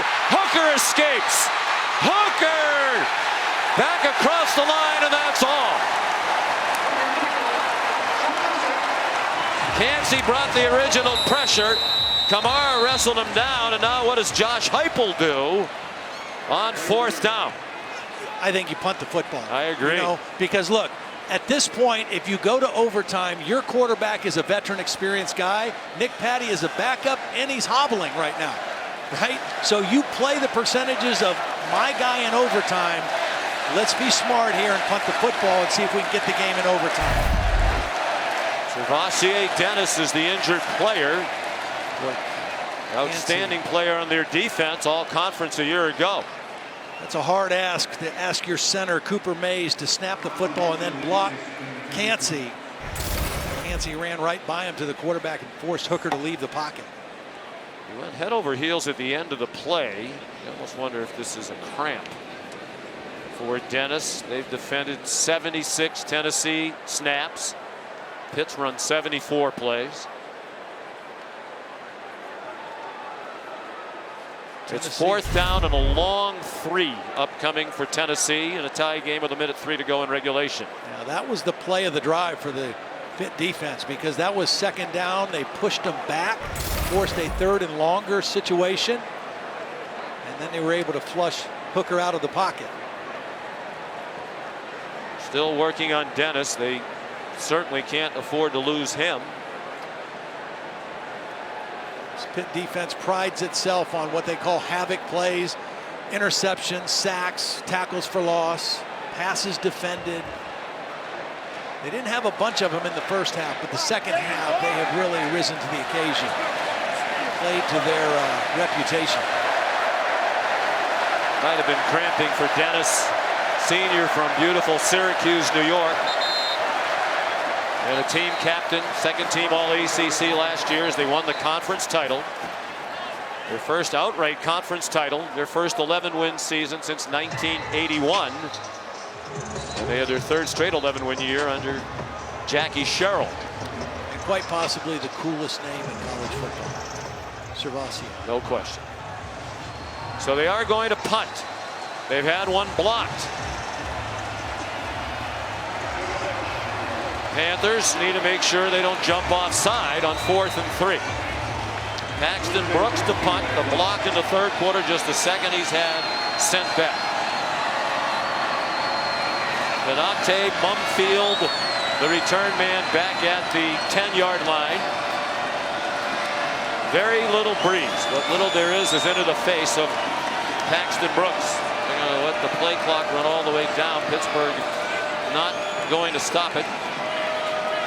Again, Josh Heupel was thinking overtime right here. Let's just get this punt out and come up with a couple plays on defense. I can't imagine that Pat Narduzzi will be ultra aggressive here with under 30 seconds left in the ball game. He's going to play for overtime as well. Wasn't a very good punt, but they got a nice bounce. My other question would be, Todd, why snap it with 9 seconds to go? You're clearly running the clock down. Why not take it the rest of the way down? They kicked it, snapped it to the punter with 9 seconds. It doesn't matter now. This is almost certainly going to be a knee. Tennessee could stop it twice, but couldn't stop it after a 3rd down play. You're very likely heading for overtime. There's one thing to remember. It is the backup center in the ball game. Even though it looks like they're going to take a knee, it's Terrence Moore, the center, in for the starter, Owen Drexel. So they still have to get the snap. They do. Will Tennessee make them snap it again? Doesn't appear that they will. Josh Heupel and Pat Narduzzi, both sons of college head coaches. Bill Narduzzi at Youngstown State, Ken Heupel at Northern State in South Dakota, where Josh grew up. They chose to be in this profession. Their stomachs must be active right now in Pittsburgh. Over on ESPN, Florida up 3-0 against Kentucky. ESPN 2, Oklahoma State, Arizona State set to kick off. USC and Lincoln Riley at Stanford. Scheduled kick 7:44 Eastern on ABC. If our game continues in Pittsburgh, USC Stanford will move over to ESPN News. Sean, back to you. All right, it's already been a crazy day of college football, and the Johnny Majors Classic is heading to overtime here in Pittsburgh. Usually if you win the coin toss, you elect to go Captain's on defense well played first. game. We're going to go to overtime. We'll do the same coin toss. Tennessee, you'll make the call. You'll have a choice of offense, defense, or which end of the field, whoever wins. You ready? Call it before I flip it. He's called heads. This is heads. This is tails. It is tails. You have won. You're going to defer. Which you're going to play down here. Scott, turn this way if you would, please. Tennessee being offense. First down at the jumbo end score.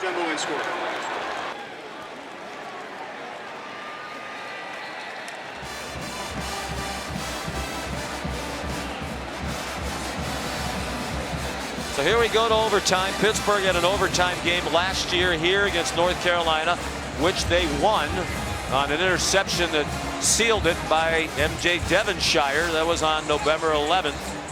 And Tennessee finished its season year one under Josh Heupel with an overtime loss to Purdue, 48-45 in the Music City Bowl,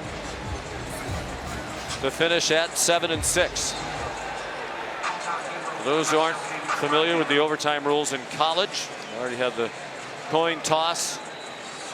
Each team gets one possession from the 25-yard line through the first two overtimes. Then you must go for a two-point conversion after a touchdown. Starting with the third overtime, it's just two-point plays. They try to prevent the game from going on and on and on and increasing the likelihood of injuries. So it'll be Tennessee first. And a rather stagnant second half, Todd, on offense for Hendon Hooker and company. They start with Jabari Small on the left hip of Hooker. Design run for Hendon Hooker, and a good one. 7-yard gain down to the 18-yard line. Stopped there by David Green. Yeah, good first play in the overtime. You want to get off to a good start. Again, negative plays have hurt both of these offenses here in the second half. That's a great way to start overtime for Tennessee. Dennis is on the field at middle linebacker. A design run for Hooker again. Hendon Hooker, there's a flag down in the backfield. He's in the end zone for an 18-yard touchdown. But there's a flag down. Offense, My 54. goodness. 10-yard penalty from the previous spot. Repeat second down. We got Gerald Mincy, the left tackle. And I don't think he needed to hold, because I think Hooker was already outside the play when the penalty occurred. Watch 54 going to show up in the left of your screen. There's the hold. I'm not sure that John Morgan would have gotten to Hendon Hooker. Gerald Mincy is a transfer from Florida. Made his first start at Tennessee a week ago. And after that great first down play, a costly penalty on second down, and now second and long. He was a reserve at Florida the last 2 years. The only lineman they lost off their O-line last year's Cade Mays, the tackle, who was drafted by Carolina. A huge penalty, the 7th on Tennessee. They're back at the 28, still in field goal range. Hooker throws, end zone, touchdown! Cedric Tillman just bodied up, established position, and it dropped right into his lap with Devonshire in coverage. Well, and it was also a job by Hendon Hooker not to panic and leave the pocket. He just climbed the pocket. Watch Hendon Hooker. He doesn't have anything right away. But instead of going outside, he just climbs up in the pocket, and then he sees his big receiver bodied up and gives him a chance to make a play. Cedric Tillman. Devonshire riding him most of the way. Devonshire could never get in front. Tillman used that 6'3", 215, and Chase McGrath adds the extra point. So a 7-point lead for Tennessee, and now Pitt must score a touchdown and add the extra point to extend the game. And the question is, who's going to play quarterback for Pitt on their overtime possession? Fitzpatrick, he has the helmet on, looking at his play sheet on his wristband. Cedric Tillman, 1 catch for 20 yards a year ago in Knoxville against Pitt. Today, 9 catches, 162 yards, and that touchdown in overtime. It could have been bigger, a couple off his hands. Right. But he is a stud at wide receiver. Jared Wayne made the play when they needed it at the end of regulation to tie the game. They're going to spread 3 receivers to the right of Patty Abanikanda, the running back, with a career-high 155. And they're ready for him. They weren't fooled by the spread. Aaron Beasley dropped him for a loss. Perfect timing by Beasley. He was coming from the backside linebacker on a run blitz. A lot of times you think you only blitz guys against the pass. Tennessee is run blitzing now on first down because they're anticipating that Pitt's going to throw or run on first down the majority of the time. Nick Patty, the backup quarterback.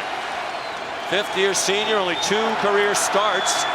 Came in to start the second half when Slovis could not continue. Under pressure, gets it off, and it is caught. Wound up as a back shoulder throw to Jared Wayne. Inbounds, 8-yard line, 1st and goal. Tyler Barron with immediate heat on Patty. And again, Patty just drifts to his left enough to give himself space, and then the back shoulder throw to the most dependable receiver today. Was the foot down? Looked like the heel might have been on the sideline. Ruling of a catch for a first down is under video review. Looked like his right heel came down on the sideline. I guess the question is the left foot down first? Doesn't appear to be. Let's bring in our rules expert, Matt Austin. So we look at it from the progressive pylon camera.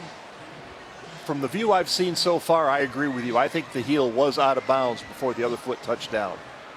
But that's awful close. Yeah. Just kind of dragging the left foot along the ground. And Matt, if that toe is off the ground when he makes the catch and then the heel comes down, it would still be a catch, correct? Well, if the other foot's in bounds, then yes.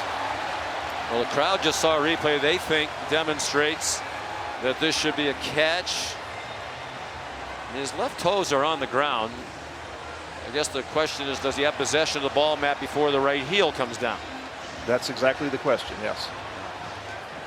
Do you see enough to overturn this? The call on the field was a catch. Well, we'll find out. After video review, the ruling is an incomplete pass. The receiver's toe came down inbounds and the heel was out of bounds in one motion. It'll be 3rd down from the 28-yard line.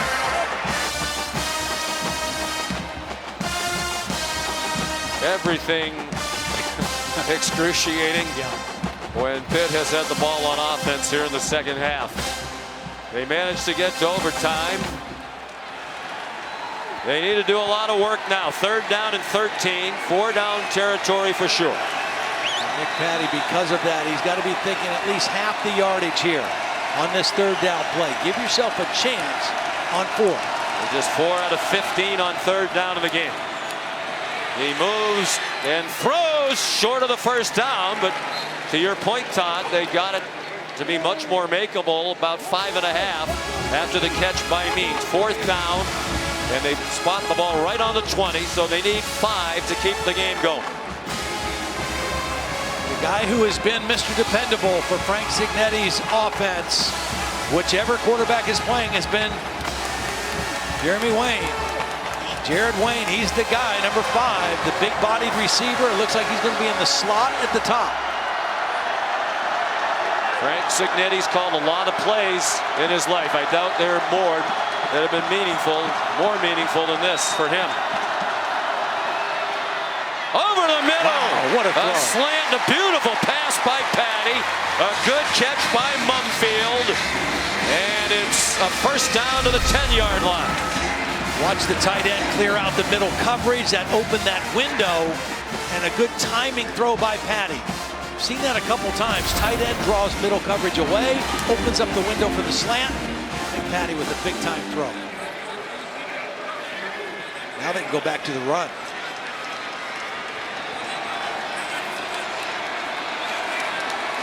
Couple of substitutes on that offensive line. Abanikanda ran into some traffic, managed to get 2. Trayvon Flowers in on the play for Tennessee. Tillman the go-ahead touchdown here in overtime, but all that he can do is watch.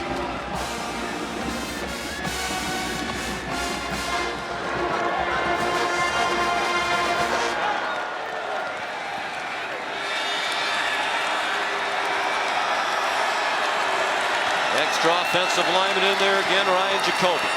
Play fake. Patty retreating. Throws for the corner of the end zone.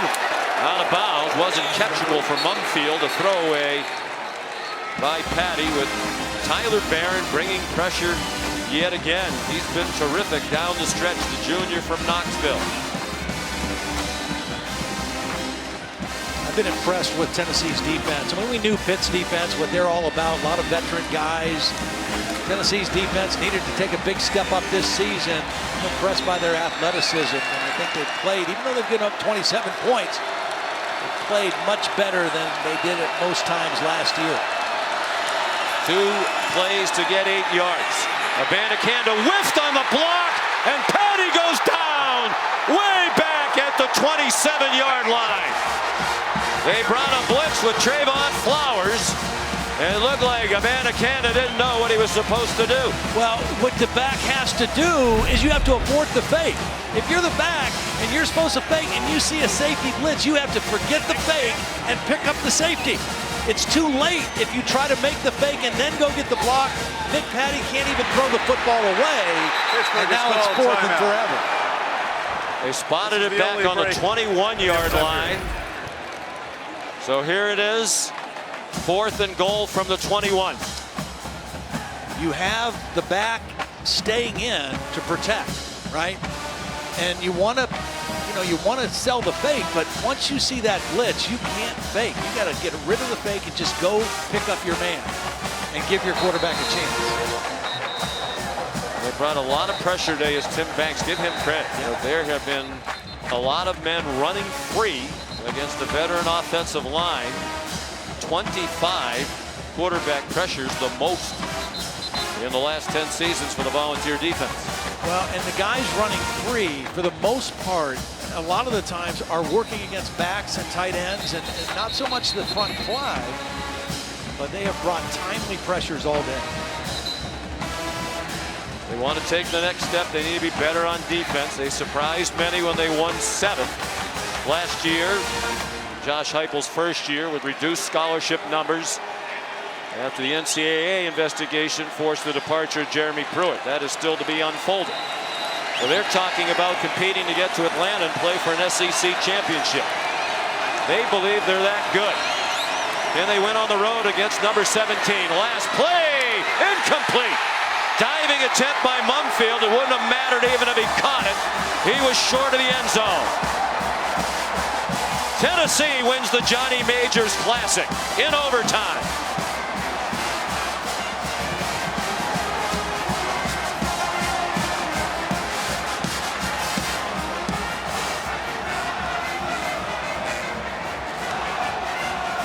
And you said it, Todd, overtime favored Tennessee. More playmakers on the offensive side of the ball, including that terrific quarterback, Hendon Hooker. Here's Molly. Coach, a back and forth battle that went into overtime. What kind of poise did you see from Hendon Hooker? How about that effort from our defense, man? Third quarter offensively, we didn't do anything, man. Dominant performance from them for most of the second half. I love We said we had to come in here and compete for 60 minutes. It's a good football team. And, man, our kids did it at the very end. You said at halftime this game would come down to your receivers winning those one-on-one matchups. What was the plan for that Cedric Tillman touchdown? We didn't win many in the third quarter. We won the one in overtime. Those guys just continuing to compete, man, and battle and fight. And just, from where we took over and how we've grown as a football program, learning how to compete. It ain't ever going to be perfect, man. There's a lot of things we're going to learn from. But, man, what a victory for this program. Yeah, this time last year, this game didn't go your way. It's obviously emotional for you, this win. What are you feeling right now? The growth of our program, our guys, and there's a lot of things that we got to get corrected coming out of this one. But, man, the fight, the strain, the ability to compete for 60 minutes, man. Offense, defense, special teams. What the defense did in the second half was special, man. That's a big-time effort. Thank you, Coach. Congratulations. Thank you. Well, he said, we visited yesterday, we are rolling. That is the word he used. And they rolled a victory here. Plenty of orange-clad fans made the trip to support them in their first game ever in the state of Pennsylvania, the first in the Northeast since 1998. What a game. Tennessee a winner in overtime, 34-27. For Molly McGrath, Todd Blackledge, our great crew led by Josh Hoffman and Scott Johnson. Sean McDonough, so long from Pittsburgh. Rest in peace, Frank Signetti Sr. Back to the studio. Sean,